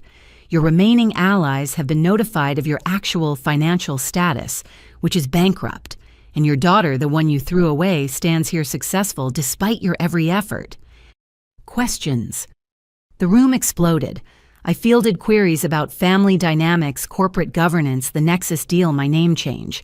Each answer stayed factual, letting truth counter lies without emotion or embellishment. Then Josh Martinez from TechCrunch asked the question I'd been expecting. Teresa, your father claims CloudSync's success is built on code stolen from his company. How do you respond? I smiled grimly. I'll let our code speak for itself. I pulled up my laptop. This is CloudSync's core architecture developed in 2019. The screen filled with elegant code structures. And this is Montgomery Development's entire technical infrastructure subpoenaed by the FBI last week. I clicked to the next screen showing a basic WordPress installation and some Excel spreadsheets. The room burst into laughter. As you can see, I continued, the only thing I could have stolen from my father's company is disappointment, and I had plenty of that already. More laughter and the tide turned. Reporters who'd come for scandal found themselves covering a story of triumph over adversity. Tech Twitter exploded with support developers sharing their own stories of building success despite toxic families. After the conference, I retreated to my office to find Jake waiting with champagne. That was beautiful, he said. Brutal, but beautiful. It's not over, I warned. Richard Montgomery doesn't give up easily. As if on cue, Amy Chen burst in.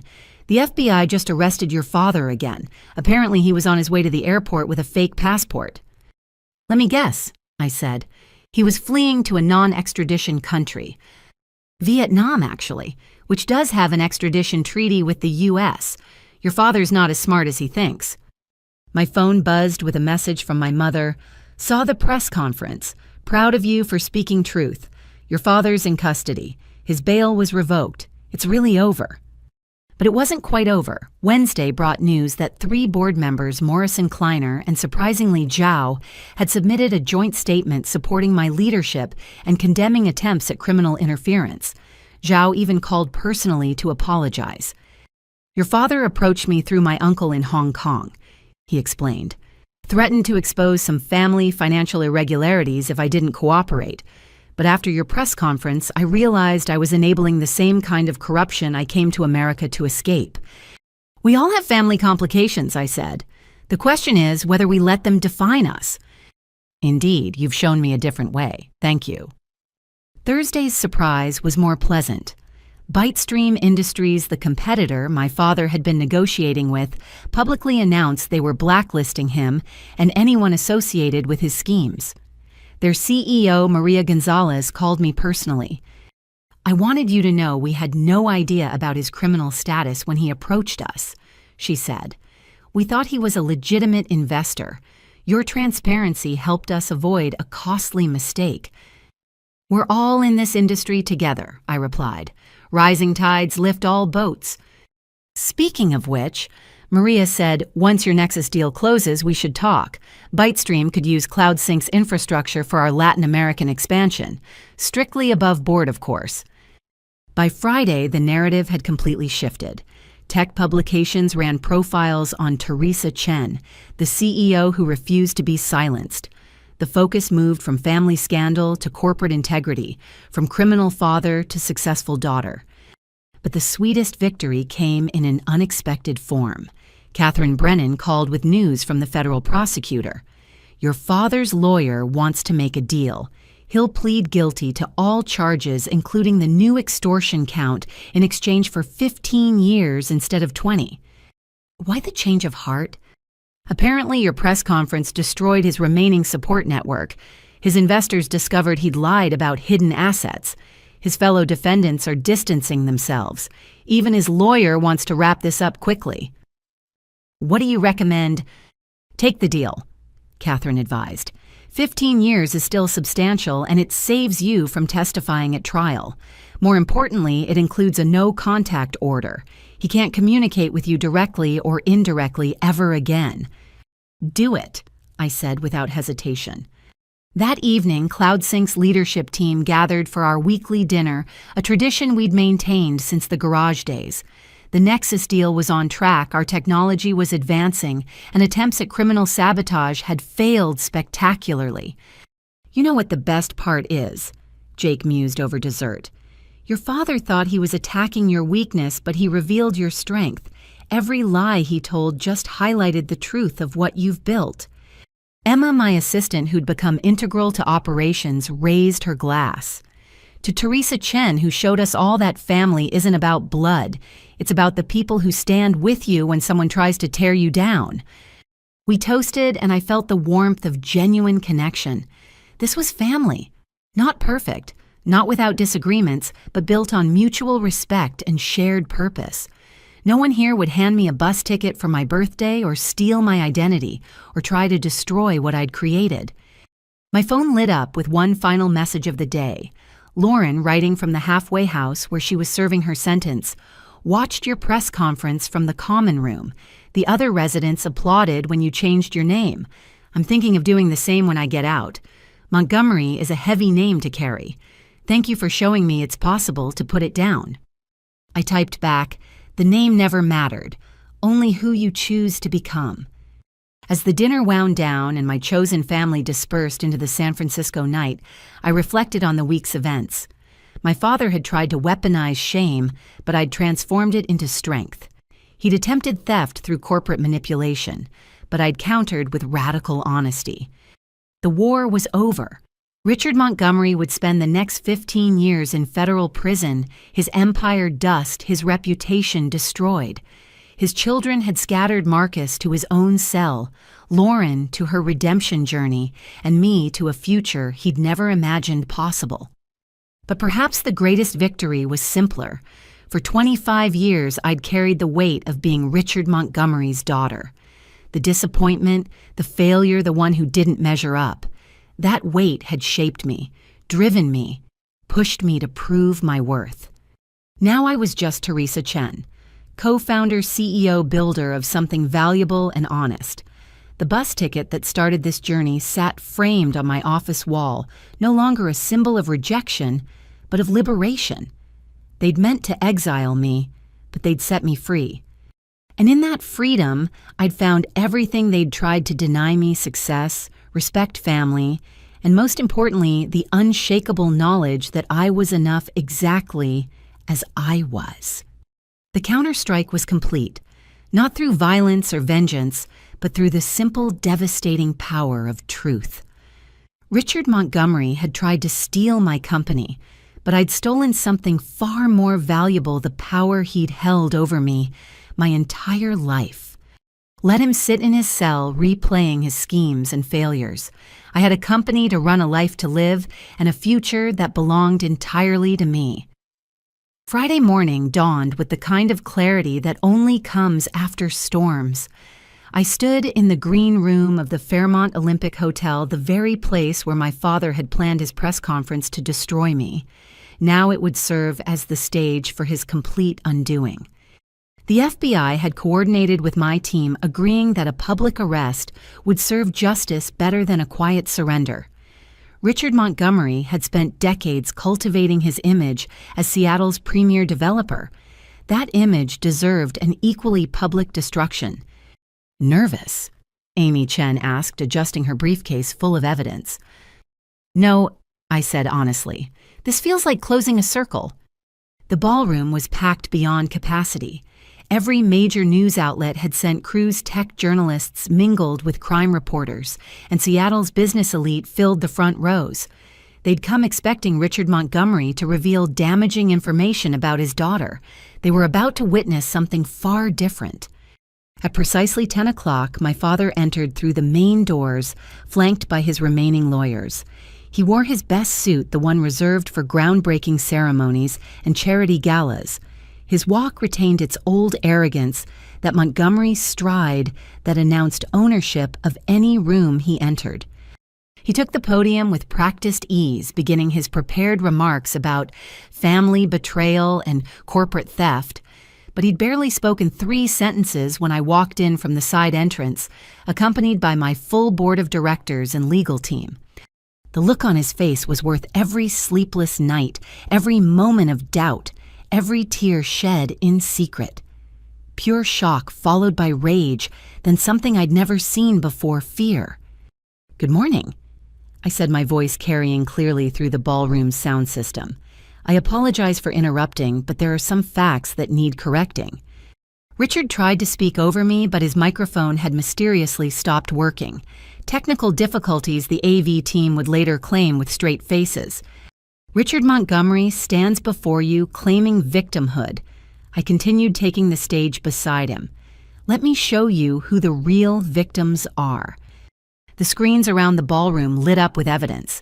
Photographs of Cascade Tower's structural flaws, inspection reports marked with bribes, families who'd lost deposits when his projects failed, the human cost of his empire displayed in devastating detail. But that's just the beginning, I said. Let me introduce someone. Bill Gates himself walked onto the stage. The crowd gasped. Even my father stepped back, his confidence cracking.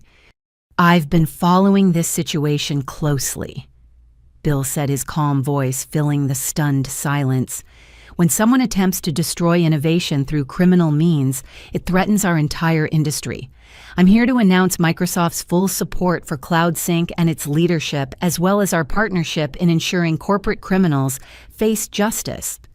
He turned to my father.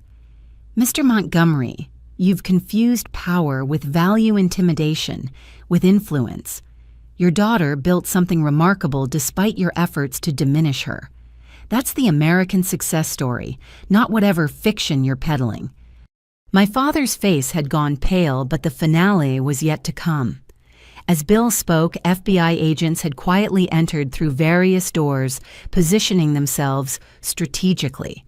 The audience noticed whispers rippling through the crowd. I pulled up the extortion video on the main screen, my father's own words filling the ballroom. All it would take is, say, $50 million, pocket change for someone about to close a $600 million deal. That, I said, as the video ended, is federal extortion. Add it to bribery, fraud, racketeering, and fleeing prosecution. I looked directly at my father. You thought the Montgomery name gave you power. Let's see how powerful it is in federal prison. FBI Special Agent Sarah Collins stepped forward, badge visible. Richard Montgomery, you're under arrest for violation of federal bail conditions and additional charges of extortion and witness intimidation. The arrest unfolded in full view of Seattle's elite and dozens of cameras. My father, the man who'd ruled through fear and manipulation, being read his rights, while flashbulbs captured every moment. He tried to maintain dignity, but handcuffs have a way of stripping pretense.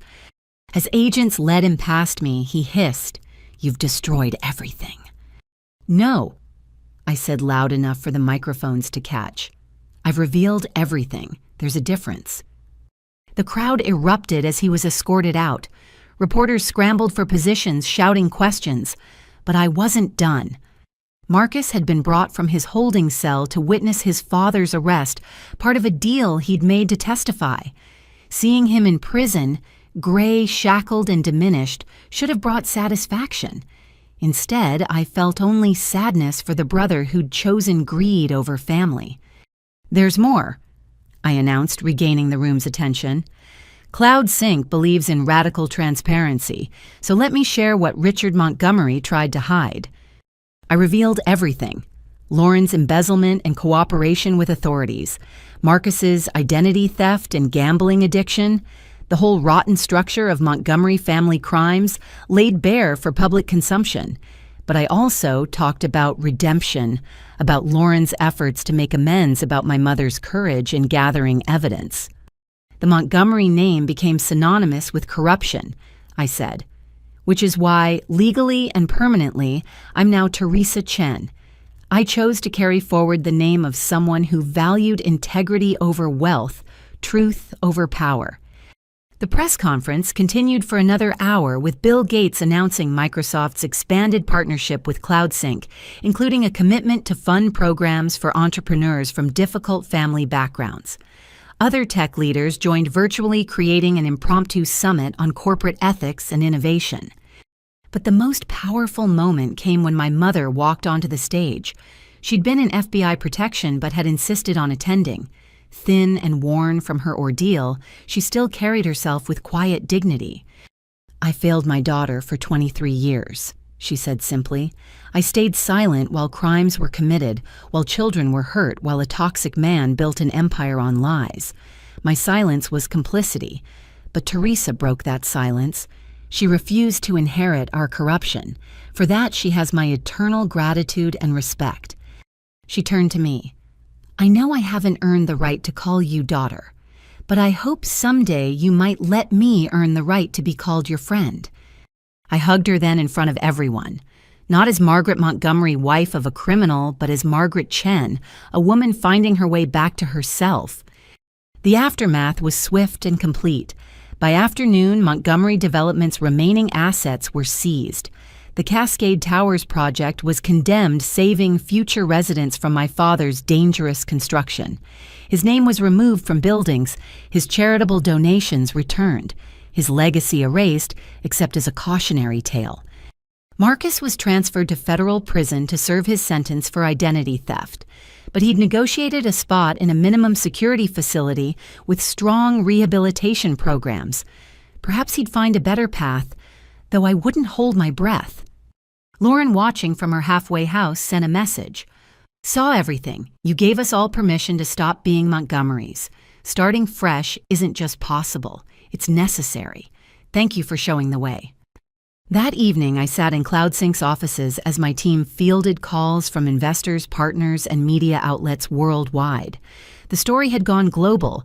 Tech CEO exposes criminal father in dramatic public arrest. But the headlines missed the real story. This wasn't about revenge or public humiliation. It was about refusing to let corruption hide in shadows, about showing that success built on integrity could withstand any attack.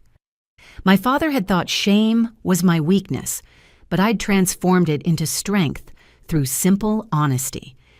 Jake found me on the office balcony as sunset painted the bay in shades of gold. "Hell of a day," he said. "Hell of a week," I corrected. "Hell of a life, really." "Any regrets?" I thought about it. No, every choice led here, even the painful ones. "Bill Gates, though," Jake grinned. "That was a surprise." He reached out after seeing the first press coverage, said he'd been where I was fighting old guard thinking to build something new, offered to help make a statement. And what a statement! Jake grew serious. "You know, this changes everything. CloudSync isn't just a tech company anymore. It's a symbol of building clean in a dirty world." "Then we'd better live up to it," I said. My phone buzzed with a message from Emma. 60 Minutes wants an exclusive. Barbara Walters herself wants to interview you. I showed Jake, who whistled. The big leagues. "The story's not over," I said. "My father will try to play victim from prison. His allies will spin narratives.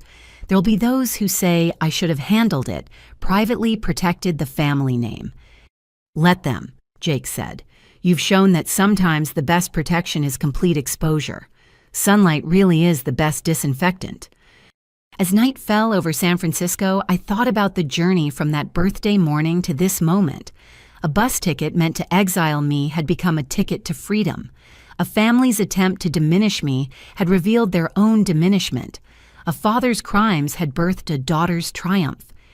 The public revelation was complete. Seattle's elite would gossip for years about the morning Richard Montgomery was arrested at his own press conference. The tech world would study how CloudSync turned attempted sabotage into strengthened market position. And somewhere in federal prison, my father would have 15 years to contemplate how his greatest disappointment became his greatest loss. But I wouldn't spend those years thinking about him. I had a company to run innovations to develop a life to live on my own terms. The Montgomery chapter was closed, its sordid details exposed and filed away. The Teresa Chen chapter stretched ahead, bright with possibility. My mother had asked to earn the right to be called friend. My sister sought redemption through action. My brother faced his addictions in custody, each of them choosing finally to stop being Montgomery pawns in Richard's corrupt game.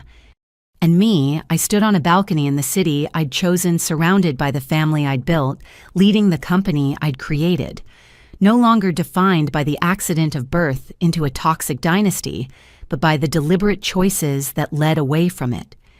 The bus ticket now framed on my wall caught the last of the sunset, a reminder that sometimes the greatest gifts come disguised as rejection, that exile can become exodus, that being thrown away can mean being set free to become exactly who you were meant to be.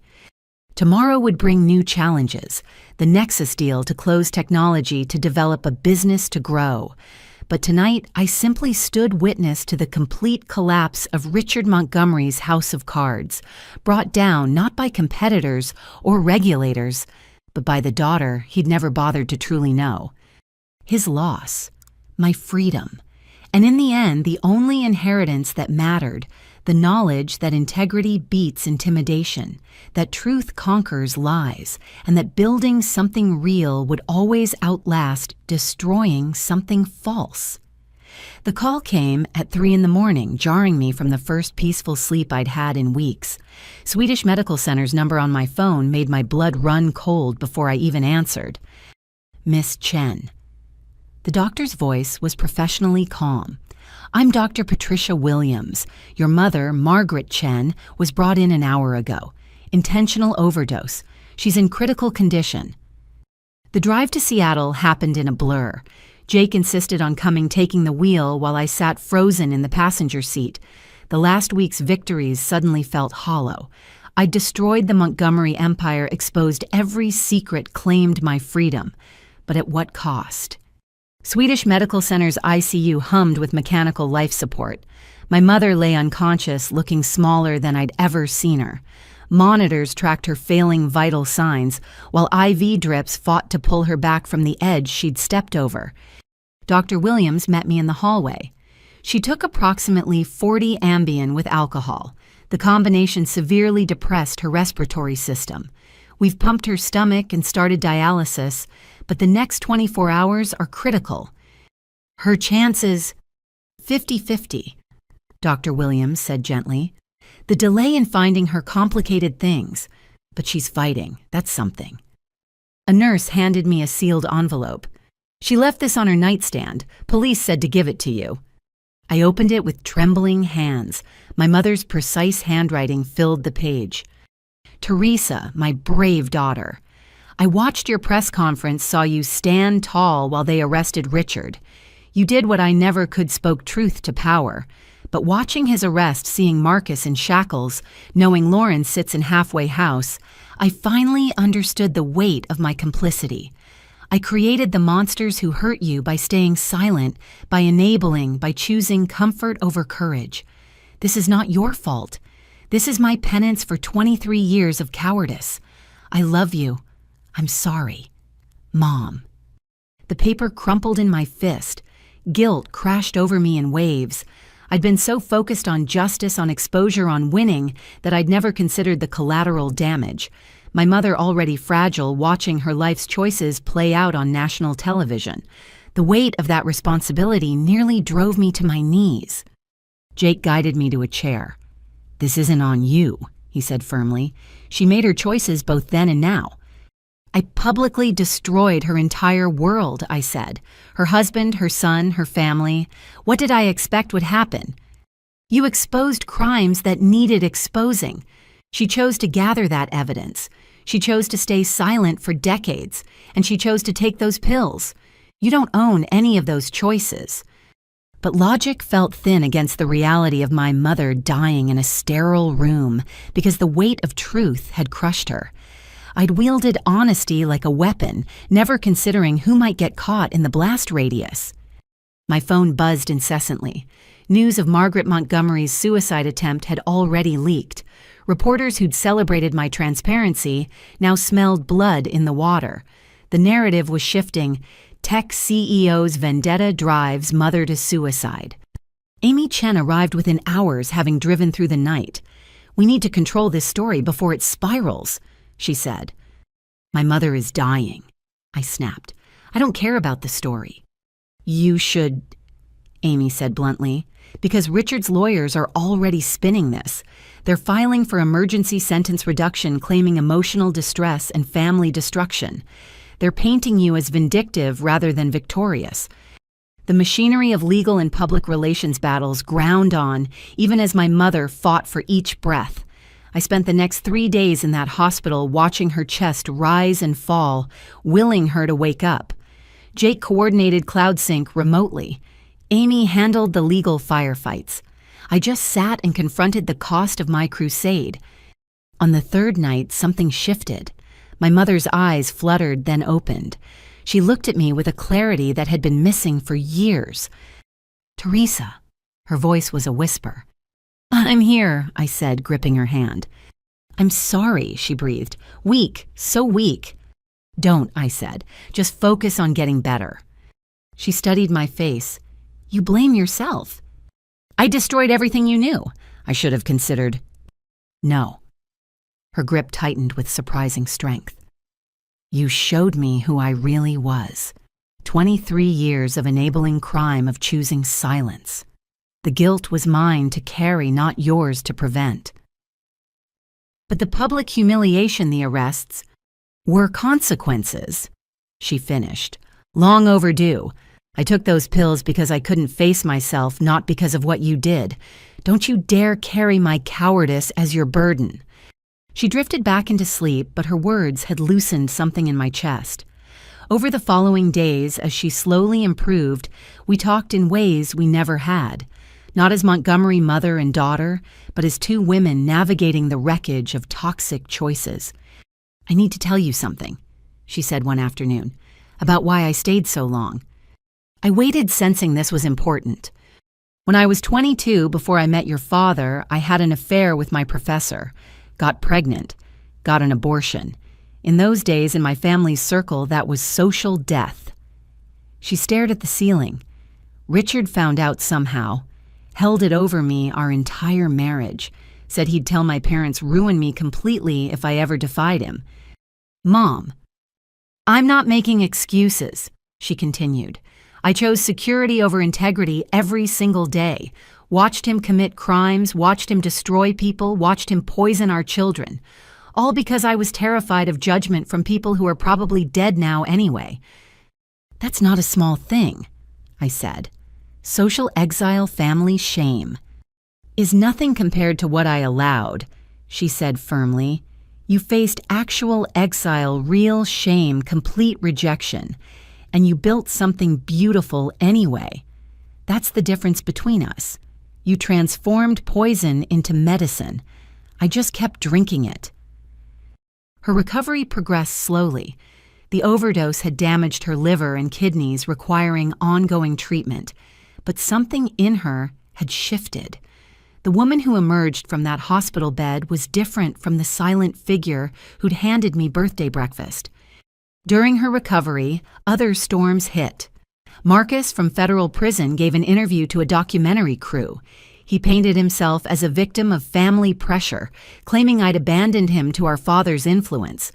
The narrative was ridiculous but gained traction among those who preferred simple villains to complex truth.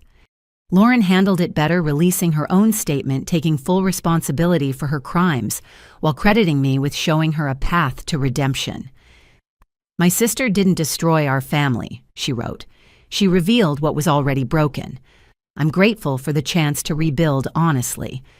But the hardest blow came from an unexpected source. Gordon Zhao, the board member who'd opposed me, went public with accusations that I'd manipulated the entire situation for personal gain. He claimed I'd orchestrated the family destruction to generate sympathy and strengthen my position. "She knew exactly when to reveal each piece of information for maximum impact," he told TechCrunch. "This wasn't justice. It was calculated revenge disguised as transparency." The accusation stung because it held a grain of truth. I had been strategic about the revelations. I had considered timing and impact. But strategy born from survival isn't the same as manipulation for gain. CloudSync's team rallied around me. Emma organized a counter-narrative collecting testimonials from employees about my leadership. Jake handled board relations, ensuring Zhao's poison didn't spread. But doubt had been planted in the public mind. Was Teresa Chen a hero or a villain, a survivor or a schemer? The answer came from my mother of all people. Still recovering, she insisted on recording a video statement from her hospital bed. Against medical advice and my protests, she spoke for 20 minutes about the Montgomery family's real dynamics. "My daughter didn't destroy us," she said, looking directly into the camera. "We destroyed ourselves through greed, silence, and complicity. Teresa simply refused to inherit our corruption. If that makes her calculating, then thank God for calculation. Without it, Richard would still be building death traps and calling them homes. She detailed my father's threats, his manipulations, the systematic way he'd isolated and targeted me. She took responsibility for her silence while explaining its cost. By the end, even hardened journalists were wiping eyes. The video went viral. Public opinion shifted again this time, potentially for good. But I found I cared less about public perception than about the woman finally finding her voice after decades of silence. Dr. Amanda Peterson, the therapist who'd flown in during the crisis, helped me process the complex emotions. "You're grieving," she explained during one session. "Not for the family you lost, but for the family you never had. The suicide attempt forced you to confront that loss directly." "I wanted them to face consequences," I said. "I didn't want them to die." "Your mother didn't die," Dr. Peterson reminded me. "She chose life eventually, and that choice came from finally facing truth, even though truth hurts. You gave her that opportunity. By destroying everything she knew. By refusing to participate in comfortable lies," Dr. Peterson corrected. "She could have chosen truth any time in 23 years. It took your courage to show her it was possible." Slowly, I began to separate my actions from others' reactions. I'd exposed crimes that needed exposing. How people responded to that exposure was their choice, not my responsibility. My mother chose pills initially, but then chose recovery. My father chose denial and manipulation. My siblings chose their own paths between accountability and victimhood. And I chose to keep building. The Nexus deal closed despite the family drama bringing CloudSync's valuation over $1 billion. We launched new products, hired brilliant people, expanded into markets that had seemed unreachable just months before. But success felt different now, tempered by understanding that victory could carry unexpected costs. That truth, while necessary, wasn't always gentle. That breaking chains sometimes meant others got cut by flying links. My mother was discharged after 3 weeks, moving into a modest apartment near the hospital for outpatient treatment. She refused my offer of a better place, insisting on earning her own way. She'd started painting again, canvases filled with dark storms giving way to light. "I'm thinking of changing my name too," she told me over tea one afternoon. "Margaret Chen, like you suggested. Start fresh without Montgomery ghosts." "It's just a name," I said. "No," she corrected. "It's a choice. Every day choosing to be someone different than who I was. You taught me that."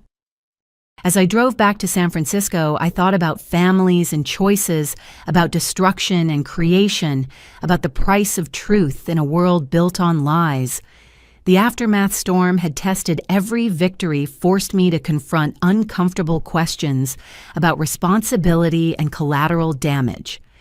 But we'd survived it. My mother lived. Lauren was building an honest life. Even Marcus seemed to be using prison time for reflection rather than just resentment. The Montgomery Empire was ash, but from those ashes, different people were emerging. My phone buzzed with a message from Bill Gates. Saw the recent coverage. "Stay strong.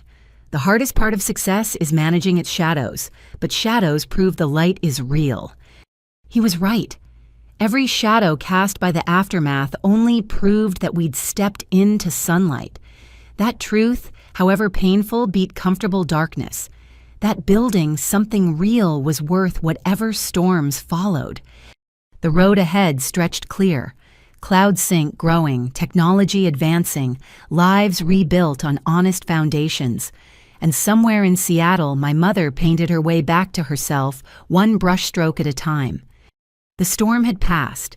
Now came the harder work, living in the clear skies that followed, knowing that blue could turn gray, but choosing to build anyway. Because that's what survivors did. That's what builders did. That's what Teresa Chen did. The text came while I was reviewing CloudSync's quarterly projections. "Need to see you, life or death, please. Lauren." I'd been expecting something like this. Lauren had been out on bail for 2 weeks awaiting sentencing for her embezzlement charges. The prosecutor had recommended 3 to 5 years based on her cooperation, but the judge wouldn't rule for another month. Plenty of time for desperation to breed dangerous ideas. Against my better judgment, I agreed to meet her at our childhood home. The Montgomery estate sat empty, now seized by federal agents, but not yet auctioned. Lauren had begged the FBI to let her retrieve some personal items, and they'd granted 2 hours of supervised access. I arrived to find the house stripped of its grandeur. Gone were the Persian rugs, the contemporary art, the Italian furniture my father had used to project success. Only echoes remained bouncing off bare walls that had once displayed our family's carefully curated lie. Lauren waited in what used to be my father's study, surrounded by boxes of documents. She looked terrible. Weight loss had turned her elegant cheekbones gaunt, and her hands shook with barely controlled anxiety. "Thank you for coming," she said. "I wasn't sure you would." "What's this about, Lauren?" She gestured to the boxes. "I've been going through Dad's files. The FBI took the criminal evidence, but they left personal documents. I found something you need to see." She handed me a folder marked Medical Confidential. Inside were forms from a fertility clinic dated 26 years ago. My parents' names, multiple unsuccessful attempts, and then a successful pregnancy with donor genetic material. "You were IVF," Lauren said. "Dad couldn't have children. Some old injury made him sterile. You were conceived using donor sperm." I studied the documents, mind racing, so when he revealed I wasn't his biological daughter, he twisted the truth, Lauren finished. Made it sound like Mom had an affair when actually they went through fertility treatment together. He signed every form, paid every bill, then weaponized it against you when convenient. The cruelty of it was breathtaking, but unsurprising. Richard Montgomery had taken a medical procedure and turned it into ammunition. Let me believe my mother had betrayed him when they'd actually made a joint decision. "Why are you showing me this?" I asked. Lauren's face darkened. "Because I need you to understand something about our father's capacity for manipulation before I tell you what I'm about to tell you." She moved to the window, checking outside nervously. That's when I noticed the small suitcase by the door, the car keys clutched in her hand. "Lauren, what have you done?" She turned back, tears streaming. "I can't go to prison, Teresa. I can't. You don't understand what it's like for someone like me in there. The things they do to white-collar criminals, especially women who stole from families. So you're running?" "No," she said. "I'm negotiating." Before I could respond, 2 men stepped out from the adjoining room. One I recognized as Marcus Volkov, a Russian businessman my father had dealt with in shadier transactions.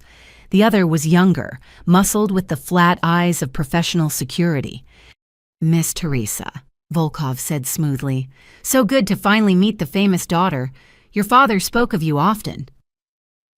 My hand went to my phone, but the younger man shook his head. "Please, no calls. We're just here to talk business." "Kidnapping isn't business," I said, calculating distances to exits. "Not kidnapping," Volkov corrected. "Investment opportunity. Your sister owes significant debts, not just to the families she stole from, but to people who helped finance her lifestyle while your father's money dried up." I looked at Lauren, who wouldn't meet my eyes. "You borrowed from criminals." "I was desperate," she whispered. "The legal bills, the shame, everything crashing down. They offered help." "At what interest rate?" Volkov smiled. "The kind that compounds daily. Your sister currently owes us $300,000, growing every moment we stand here." "So pay them," I told Lauren. "Sell your jewelry, your car, whatever you have left." "Already gone," Volkov said. "Sold to make minimum payments. But interest is cruel, mistress, yes. Now we need permanent solution." The setup became clear. Lauren hadn't just asked me here for documents. She'd made a deal with these men, probably promising access to my wealth in exchange for clearing her debts. "You want me to pay?" I said flatly. $10 million, Volkov said. "Small amount for someone about to receive $600 million from Nexus deal. You pay debts cleared, everyone walks away happy." "Except that's extortion," I pointed out, adding federal crimes to whatever state charges you're already facing. The younger man shifted slightly, jacket opening, to reveal a holstered weapon. The threat was subtle, but clear. "Teresa." Lauren said, finally looking at me. Please, I know I don't deserve help. I know I've been terrible to you, but they'll kill me if I don't pay. Actually, kill me. I studied my sister, this woman who'd laughed at my bus ticket, who'd stolen from innocent families, who'd now lured me into danger. But I also saw the frightened girl who used to crawl into my bed during thunderstorms back before our father's poison had separated us. I have a counteroffer, I said to Volkov.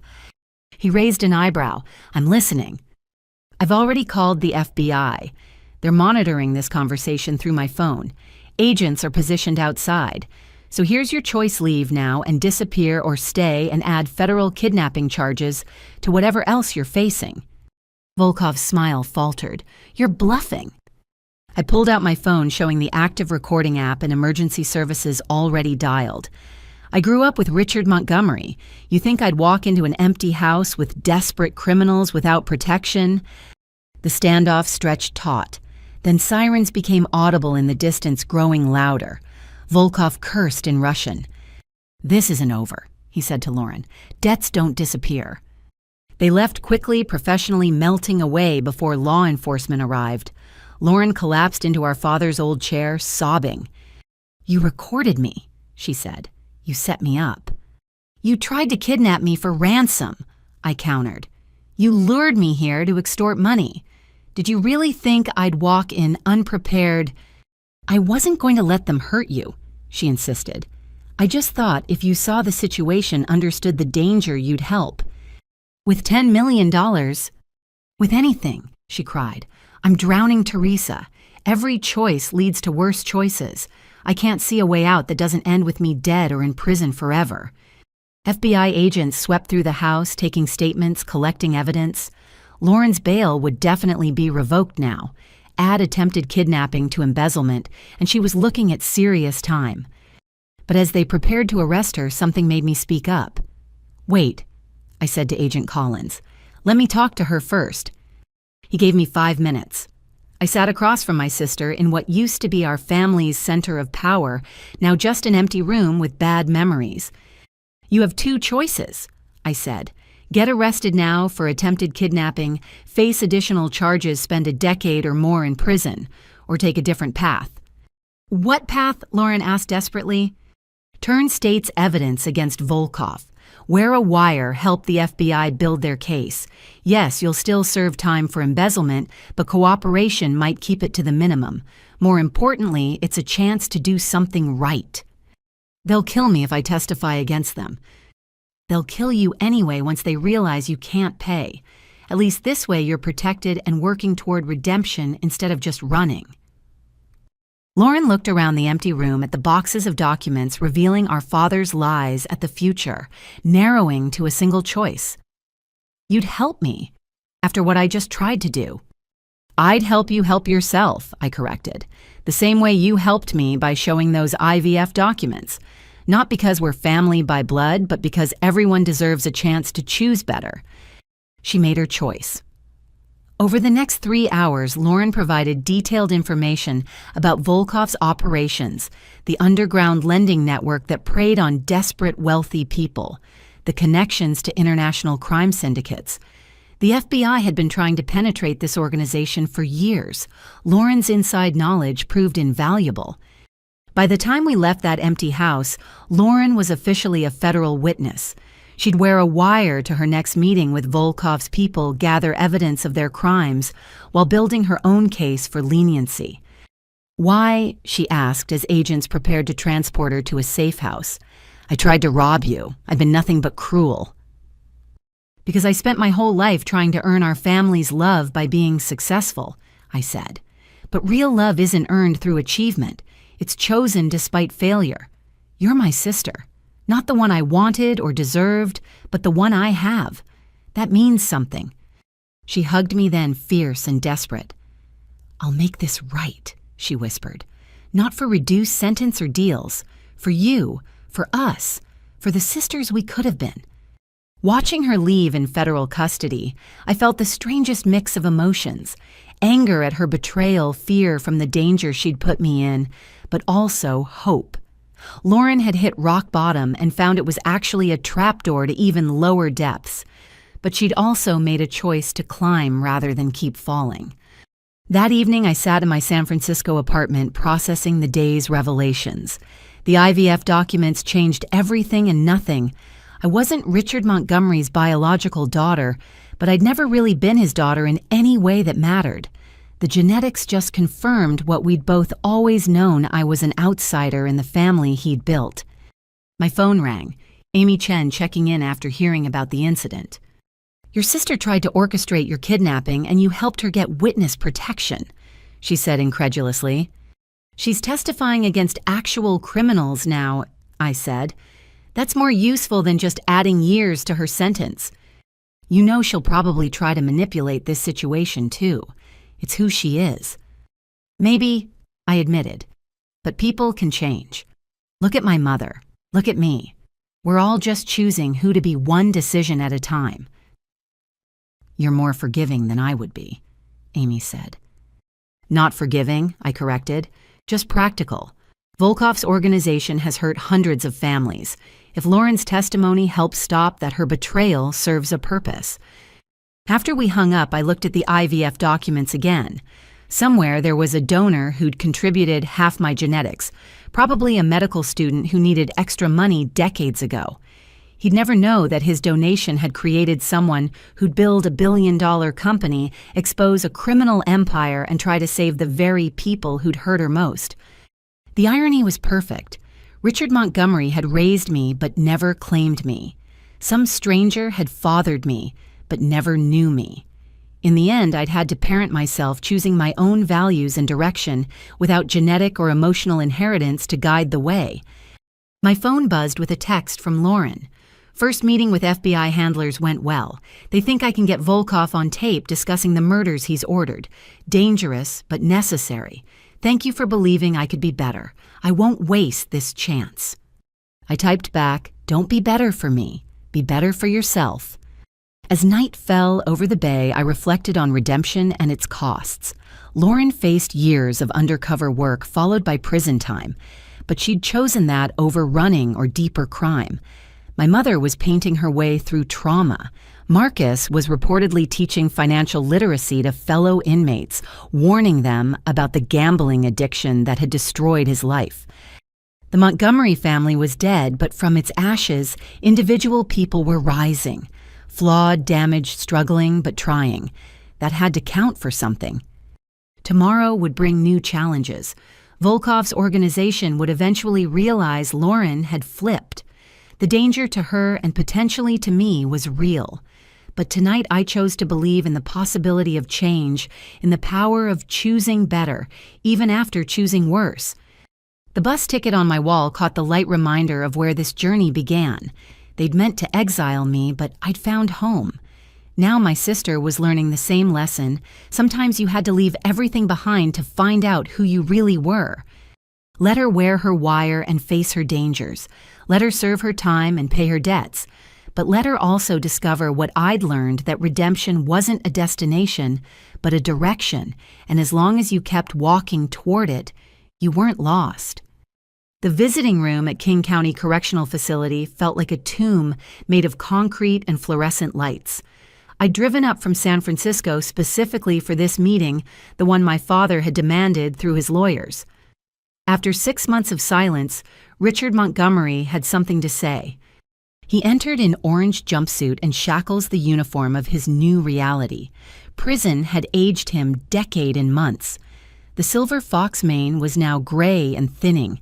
The commanding presence had shrunk to defensive hunching, but his eyes still held that calculating glint I'd known since childhood. "Teresa," he said, settling across from me at the metal table, "thank you for coming." "You said it was important," I replied.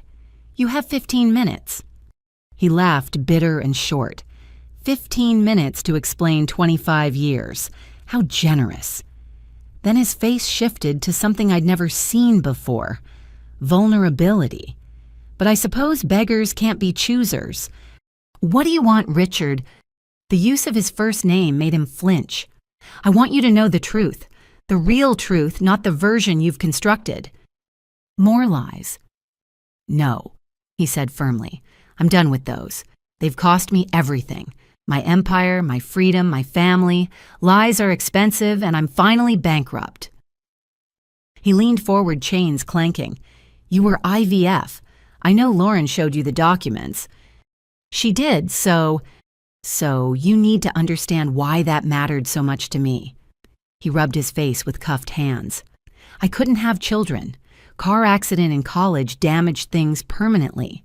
When your mother suggested fertility treatment, I agreed because I wanted heirs, legacy, continuation of the Montgomery line." "But I wasn't really yours," I said. "That's what I thought," he admitted. "Every day looking at you, seeing this brilliant child who looked nothing like me, thought nothing like me. You were proof of my inadequacy, living evidence that Richard Montgomery needed help from some medical student's donation to create family. So you punished me for existing." "I punished you for excelling," he corrected. "Marcus looked like me, thought like me. Lauren had my ambition, my hunger. But you had this light, this integrity I couldn't understand or control. Every success you achieved felt like the donor winning, like genetics, proving nurture meaningless. The honesty was disorienting. I'd prepared for manipulation, not confession. Do you know who the donor was?" he continued. "James Chen, professor of computer science at UW, published papers on early cloud computing theory. Your mother picked him from the profiles because of his academic achievements." My blood chilled. Chen is my cousin, most likely. James was his uncle. Small world, isn't it? Richard's smile was rueful. "You found your biological family without even knowing it. Built your company with blood relative while your legal family tried to destroy you. The revelation reframed everything. Jake's instant connection, our easy partnership, the way we thought in sync. Not just friendship, but genetic recognition. DNA calling to DNA across the void of family secrets." "Why tell me this now?" I asked. "Because I'm going to die in here," Richard said simply. "Maybe not tomorrow, maybe not for years, but I'll never see freedom again. And before I go, I need you to understand something crucial." He paused, gathering himself. "I'm proud of you." The words hung between us like foreign objects, incomprehensible in their novelty. "You're proud," I repeated, "of the daughter you exiled, who exposed your crimes, who destroyed your empire." "Yes," he said, "because you did what I never could. You built something honest. CloudSync is real in a way Montgomery Developments never was. You faced my worst and transformed it into your best. That takes strength I never had." "This is another manipulation," I said, standing to leave. "No," he said urgently. "It's the only honest thing I've ever said to you. I hated you because you were better than me from the start. Your integrity showed my corruption. Your authenticity revealed my facades. I couldn't stand being seen so clearly by my own child. So you tried to destroy me." "I tried to make you like me," he corrected. "Corrupt, controllable, complicit. But you wouldn't break. Every attempt to diminish you just revealed more strength. Do you know how terrifying it is to raise a child who's your moral superior?" I sat back down slowly. "You're not asking for forgiveness." "God, no," he laughed. "I know better than that. I'm asking for understanding. I was a small man who built big buildings to hide his smallness. You're a big person who builds big things because that's who you are. The tragedy is, I spent 25 years trying to make you small like me instead of learning to be big like you." "What do you want from me?" I asked again. "Nothing," he said. "Just wanted you to know that in the ruins of everything, I can finally see clearly. You're not my biological daughter, but you're the only real thing I ever made. Even if I made you by opposition by giving you something to push against." "That's a hell of a parenting philosophy." "It's not philosophy," he said. "It's recognition. Some children become great because of their parents, some despite them. You're the latter, and maybe that's the only gift I could give, the need to be different from me." A guard approached, signaling time was up. Richard stood, chains rattling. "One more thing," he said. "Your mother, she's stronger than you know. The fertility treatments nearly killed her. Complications, infections. But she fought through because she wanted you specifically. Not just any child, you. She chose your donor, your genetic makeup fought her own body to bring you into existence. Don't forget that when judging her failures." Why didn't she tell me? Because I forbade it. Added it to my list of weapons truths I could wound with when needed. Another sin on my ledger. He shuffled toward the exit, then turned back. "Take care of her, Teresa. She's the only one of us who deserves redemption." After he left, I sat in that visiting room processing revelations that rewrote my entire history. The man who'd raised me wasn't my father. My business partner was my cousin. My mother had fought to create me while my legal father had fought to diminish me. Outside, Seattle's rain had started washing the city clean for another day's sins and possibilities. I called Jake immediately. "We need to talk," I said, "about family, the real kind." An hour later, we sat in a Capitol Hill coffee shop while I explained everything. Jake's face went through a symphony of emotions as he learned about our biological connection. "This explains so much," he finally said. "The way we clicked instantly at MIT, how we can finish each other's code, why being business partners felt more like being siblings. Are you upset I didn't know that I couldn't tell you?" "Upset." He laughed. "Teresa, this is amazing. I always felt like you were family. Now I know why. Uncle James would have been so proud to know his donation helped create you." We talked for hours, reframing our history with this new knowledge. The garage days when we'd worked in perfect sync. The way we'd supported each other through every crisis. Not just chosen family, but actual family genes, recognizing themselves across decades of separation. That evening, I visited my mother in her apartment. She was painting as usual, working on a portrait of a woman emerging from shadow into light. Her self-portrait, though she'd never admit it. "I saw Richard today," I said. Her brush paused. "How is he?" "Diminished, honest, for maybe the first time. He told me about James Chen, about the IVF, about your fight to have me." She set down her brush, tears threatening. "I wanted to tell you so many times, but it became another secret, another weapon in Richard's arsenal. I'm so sorry." "Tell me now," I said. "Tell me everything." So she did. The years of trying naturally, the devastating diagnosis, the hope when IVF became possible, choosing James Chen's profile because of his brilliance, his kindness evident even in clinical description, the brutal treatments that hospitalized her twice, the joy when I finally arrived perfect and healthy, and hers. "You were wanted," she said fiercely. "Never doubt that. Richard might have seen you as proof of his inadequacy, but to me, you were proof that miracles exist, that fighting for something matters, that choosing to create life consciously can produce something extraordinary." "Why did you let him treat me the way he did?" "Because I was a coward," she said simply. "Because I thought any father was better than no father. Because I believed his lies about family requiring shared blood. I failed you in countless ways, but never doubt you were loved, just loved badly by broken people." We held each other then, mother and daughter, finally honest about the complicated truth of my existence. Created through science, raised in dysfunction, but ultimately becoming exactly who I was meant to be. Later that night, I updated Lauren through our secure communication channel. Her work with the FBI had already resulted in several arrests. She was scheduled to begin her reduced sentence in minimum security next month, but her testimony was dismantling Volkov's entire network.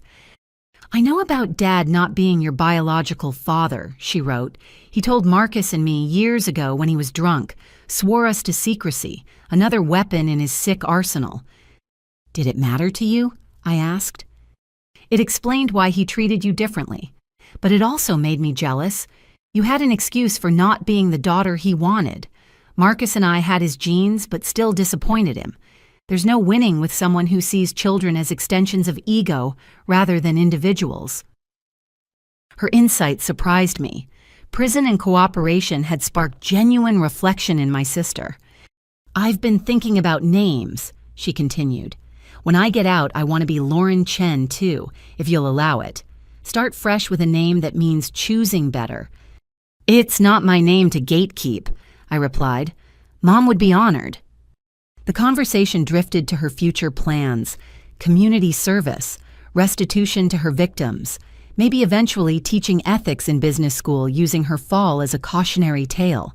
She was building a modest future on honest foundations, and that was everything. As midnight approached, I sat in my apartment reflecting on the day's revelations. My family of origin was a master class in dysfunction, secrets, lies, manipulation, crime. But from that toxic soil, different flowers had bloomed. I'd found my actual biological family in Jake, a cousin and brother in all but name. My mother was finally painting her truth. Lauren was testifying against criminals. Even Marcus had reportedly started a prison reform group advocating for addiction treatment over punishment. And Richard. He sat in a cell finally seeing clearly after a lifetime of deliberate blindness. His recognition meant nothing in practical terms, but everything in human ones. The man who'd tried to destroy me had finally seen my worth, even if it took losing everything else to gain that sight. The bus ticket that started this journey still sat framed on my wall, but its meaning had evolved. Not just rejection, but revelation. Not just exile, but exodus. Every cruel act had pushed me toward my true self, my real family, my authentic life. Tomorrow would bring new challenges. The Nexus integration continued. Cloud Sync kept growing. Lives needed living and work needed doing. But tonight I sat with the strange peace of total honesty. Every secret revealed every truth spoken, every connection understood. The Montgomery family was dead, but the Chen family was rising, built on choice, rather than chance honesty, rather than manipulation, love, rather than control. It wasn't perfect, might never be, but it was real. And real, I'd learned, was worth more than all the perfect facades in the world.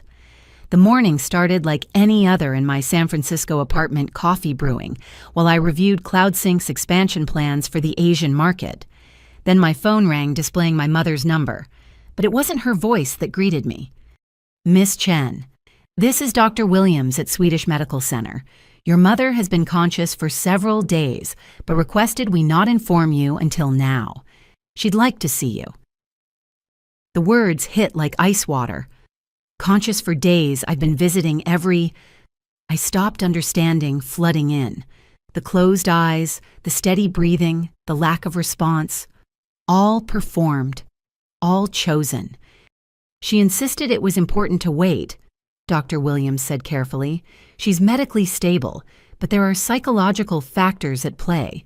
She specifically asked that I tell you she's been awake and needs to know if you'd still come. I made the drive to Seattle in record time, fury and confusion warring in my chest. The woman I'd sat beside for a week, pouring out fears and forgiveness, had been awake, listening, testing. I found her sitting up in bed painting supplies arrayed on the hospital table. She looked healthier than she had in months, eyes clear and direct. No pretense of sleep, now just Margaret Chen waiting for her daughter's judgment. "You've been conscious for 3 days," I said without preamble. "Yes," she acknowledged. "I needed to know." "Know what?" "If you'd stay." She set down her brush, meeting my anger without flinching. If Teresa Chen, brilliant CEO, would waste time at the bedside of the woman who'd failed her. If forgiveness was performance or genuine. If I deserved the second chance you kept offering. "So you tested me." The betrayal stung fresh. "After everything we've been through, you set up another manipulation." "The last one," she said quietly.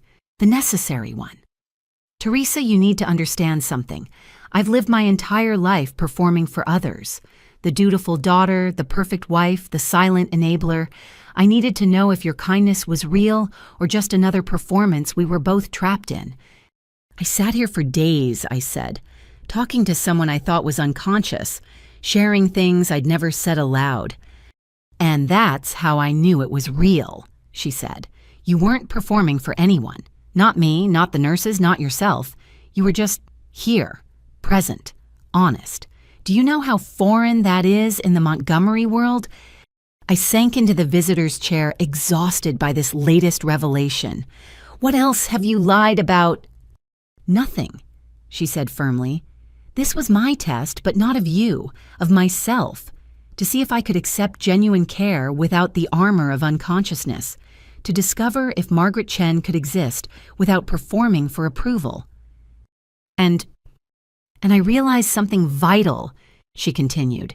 You've spent your whole life trying to earn love through achievement, but these past days you loved me at my lowest, when I could offer nothing in return. That's the lesson I needed to learn before I could truly wake up. This is insane, I said. You pretended to be unconscious to test if my bedside manner was genuine. No, she corrected. I stayed unconscious longer than medically necessary because waking up meant choosing who to be, and I needed to know if I was worth the effort of becoming someone new. She reached for a canvas, showing me what she'd been painting. It was me sitting in the chair beside her bed, head bowed over my laptop, working while keeping vigil. But in the painting light emanated from my figure, illuminating the hospital room's darkness. This is what I saw, she said. My daughter building empires while guarding broken women, strong enough to expose corruption but gentle enough to hold my hand while I pretended to sleep. I needed to see that, to believe that. So what now? I asked. More tests, more performances. No, she said. Now I choose. Officially, formally, finally. I choose to stop being Richard Montgomery's victim. I choose to stop hiding behind silence or sickness. I choose to be Margaret Chen, flawed but trying, broken but healing, if you'll have me. You're my mother, I said. That doesn't require having. Doesn't it? She leaned forward. Biology doesn't make family. We both know that. Your real father is a stranger who donated sperm. Your real family includes Jake, your team, the people who chose you back. So I'm asking, may I choose you? May I earn the right to be in your life? The question hung between us, heavy with history and possibility.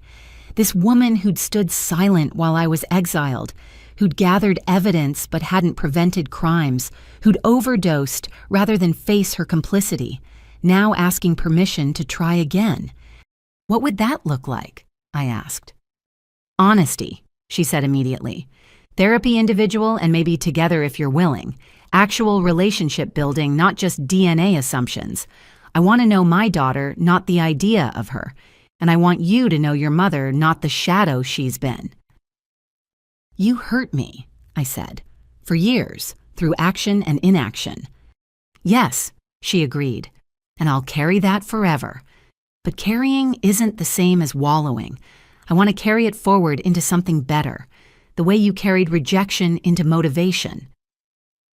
I don't know if I can trust you, I admitted. Good, she said, surprising me. Trust should be earned, not assumed. Let me earn it, day by day, choice by choice. Starting with this, I'm checking myself into an intensive therapy program, not for addiction or suicide risk, but for learning to be a person instead of a performance. Will you visit? Maybe, I said. I need time to process this. The testing, the manipulation was wrong, she finished. My therapist will have a field day with it, but I needed one last performance to prove I could stop performing. The paradox of breaking patterns, I suppose. She was right about that. Every Montgomery had their signature move, Richard's threats, Marcus's theft, Lauren's embezzlement, and Margaret's silent suffering. Each of us breaking patterns in our own time, our own way. I'll think about it, I said finally.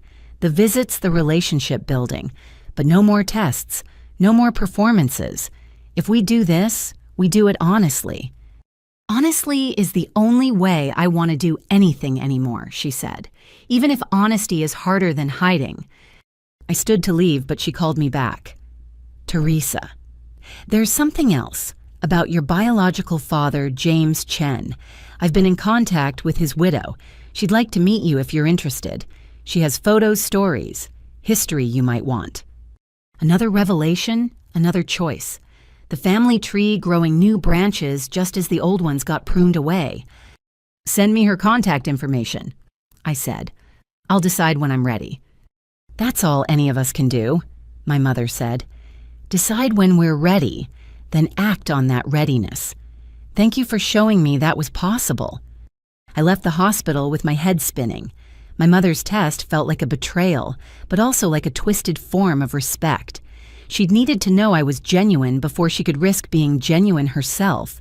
Dysfunction teaching itself to function one messed up lesson at a time. My phone rang, Jake checking in. How's your mom? Conscious and complicated, I said. Turns out she's been awake for days testing whether I really cared. Jesus, he said. Your family doesn't do anything simple, do they? Apparently not. She wants to build a real relationship, starting with intensive therapy and brutal honesty. What do you want? I thought about it as I navigated Seattle traffic. I want to stop inheriting dysfunction. Whether that means building something new with her or walking away clean, I don't know yet. For what it's worth, Jake said, you've already broken the inheritance chain. Cloud sync our partnership, the family you've built here, none of that carries Montgomery poison. He was right. I'd spent so much time defining myself in opposition to my family, I'd missed the truth that I'd already transcended them. My life in San Francisco, my company, my chosen relationships, all clean of manipulation and performance. Thanks, I said. I needed to hear that. By the way, she connected with James Chen's widow, your aunt, technically. She wants to meet me. Aunt Marie. Jake's voice warmed. She's wonderful. Tough as nails, but kind. She'd love to know Uncle James's donation resulted in you. Would it be weird, I asked, meeting my biological father's family? Family's already weird, Jake pointed out. Might as well be weird with good people for once. That evening, I sat in my Seattle hotel room weighing choices. My mother in her hospital bed choosing honesty after a lifetime of performance. My biological father's widow offering history I'd never known existed. Lauren in witness protection building cases against criminals. Marcus in prison teaching financial literacy. Richard in his cell finally seeing clearly. Everyone choosing who to become after who they'd been fell apart. My phone buzzed with a message from my mother. No pressure, no timeline, just possibility. I'm checking into Passages Malibu next week. They have a family program if you ever want to explore it. Not performing recovery, actual recovery. Love Mom feels strange signing that, but also right.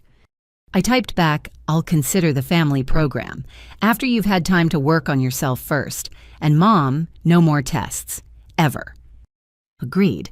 Only truth from here on, however uncomfortable it gets. As night fell over Seattle, I thought about families and tests, about performance and authenticity.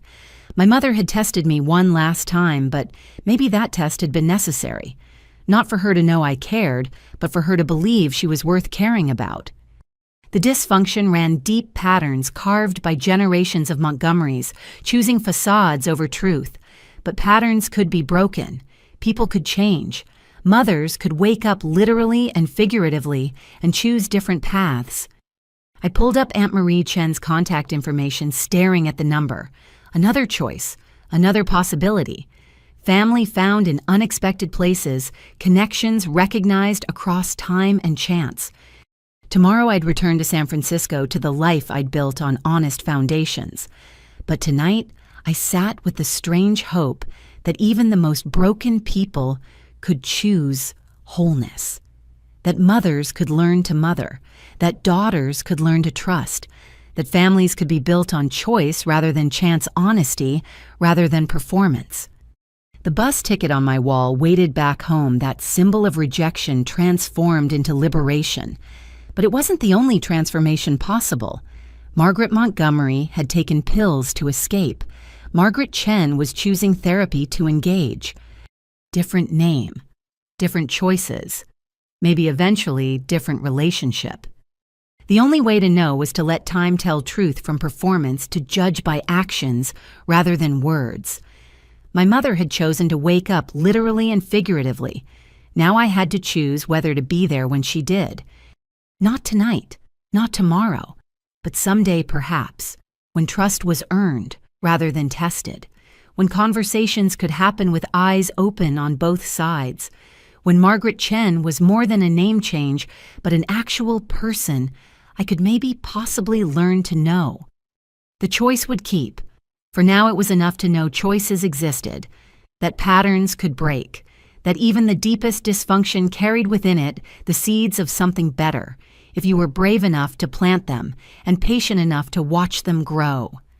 1 year later, I stood before CloudSync's new headquarters in San Francisco, watching my name being installed in gleaming letters against the glass facade. Not Montgomery, Chen. The name I'd chosen claimed and built into something worth displaying 50 feet high. Teresa Chen, CEO and co-founder, Jake read aloud beside me, has a nice ring to it. Better than the alternative. I agreed, thinking of how different this moment would feel with Montgomery attached. The building represented everything we'd accomplished since that birthday bus ticket. 40 floors of innovation employing 3,000 people, valued at $3.2 billion after the Nexus acquisition finalized. But more than numbers, it stood for building clean in a dirty world. My phone buzzed. A message from Lauren with a photo attached. She stood in front of a community college classroom wearing professional attire instead of prison gray. First day teaching business ethics. Thanks for believing people can change. Lauren Chen. She'd served 8 months in minimum security, testified in 12 federal cases that dismantled Volkov's entire network, and emerged determined to use her fall as a teaching tool. The community college had taken a chance on hiring an ex-convict. Based on her first semester reviews, their gamble was paying off. Still weird that your sister teaches ethics now, Jake observed. Sometimes the best teachers are those who learn the hard way, I said.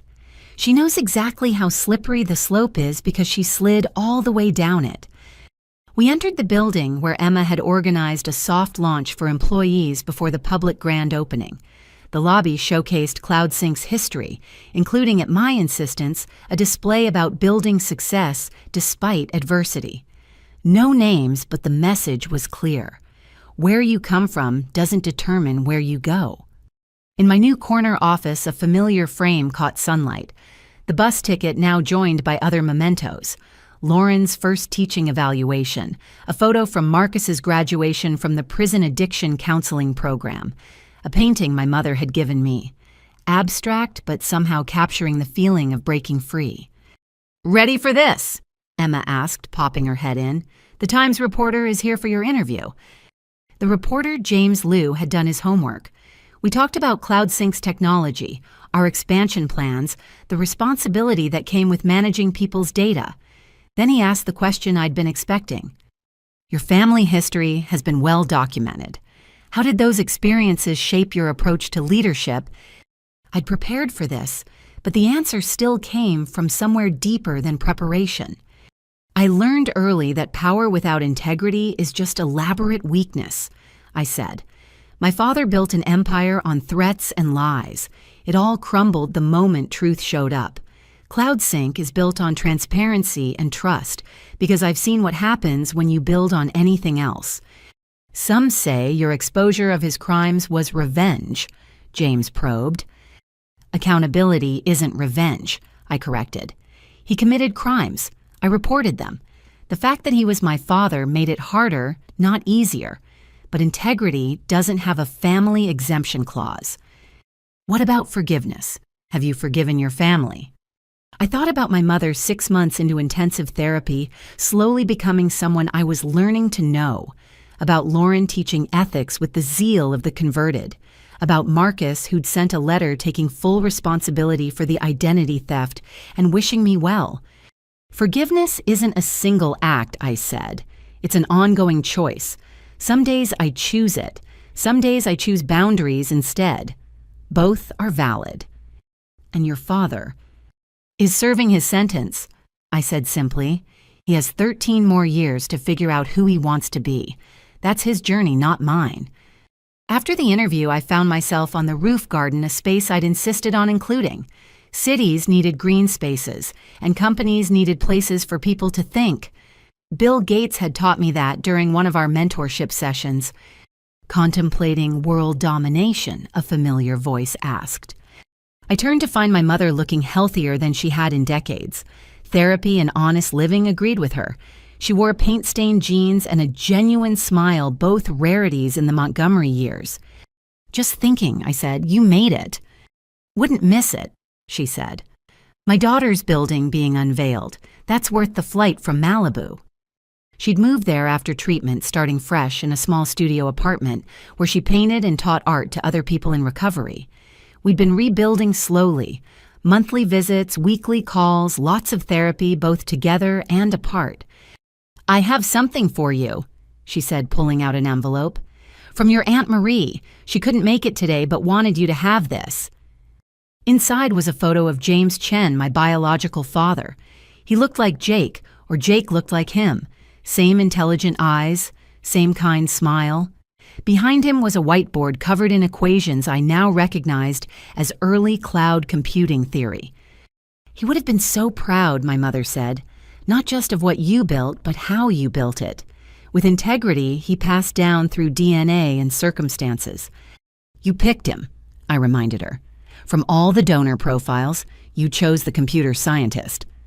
Best decision I ever made, she said, even if it took me 25 years to appreciate it.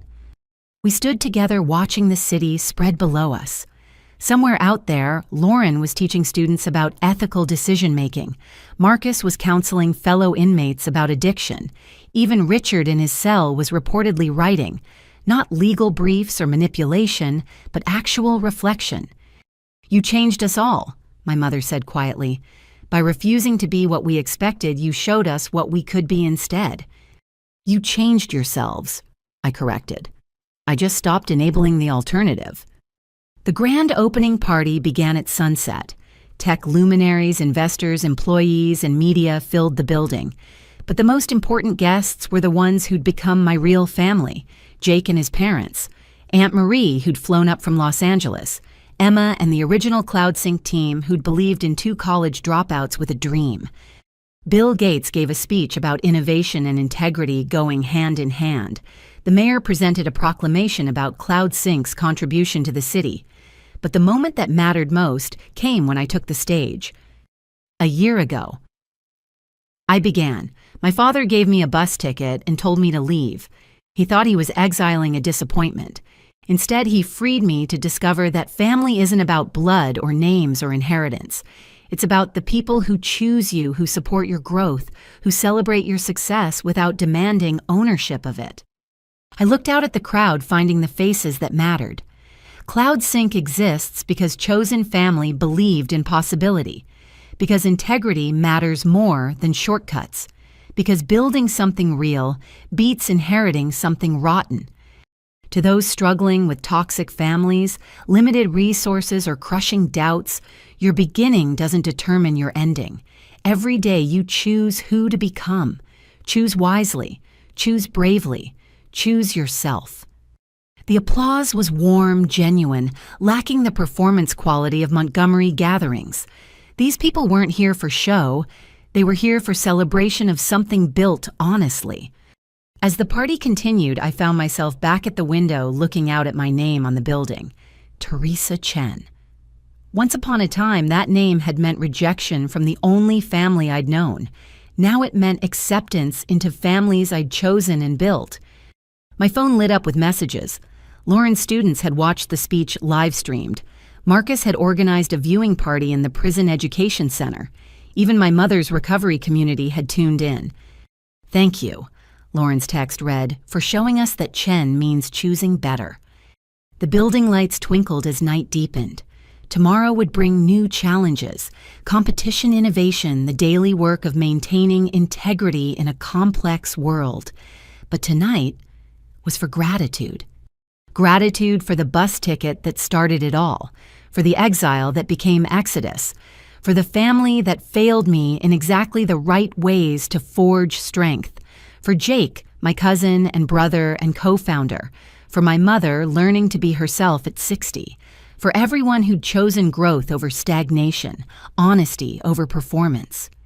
"Hey, Teresa," someone called. "Come join the celebration."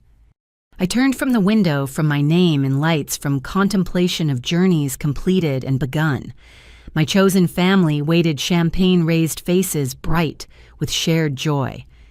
This was success, not just the building or the billions, but the people celebrating with genuine warmth. The mother learning to mother, the sister teaching from failure, the brother counseling from experience, even the father perhaps learning from consequence. The Montgomerys had given me a bus ticket away from them. In return, I'd given them something more valuable: permission to stop being Montgomerys, to choose their own names, their own paths, their own possibilities. As I rejoined the party, Emma handed me a microphone. "The team wants to hear the story, the real one, start to finish." So I told it. The birthday morning, the bus ticket, the hotel blacklisting, every betrayal and revelation, every choice and consequence. I told it honestly, without bitterness or blame, just truth in all its complexity. When I finished, the room was quiet. Then Jake raised his glass. "To Teresa Chen," he said, "who showed us that sometimes the best thing family can do is show you exactly who not to be." "To chosen family," I countered, "and to everyone brave enough to build something better than what they inherited."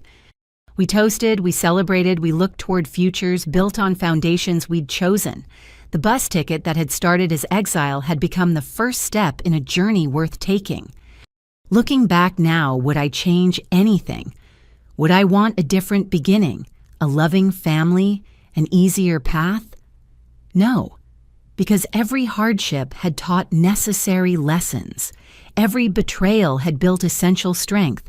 Every rejection had cleared space for authentic connection. Richard Montgomery thought he was throwing away a disappointment. Instead, he'd launched a success story, not despite the pain, but because of what the pain taught: that integrity beats manipulation, that chosen family surpasses blood, that building honestly creates value that can never be stolen. The party continued, but I stepped out onto the balcony once more.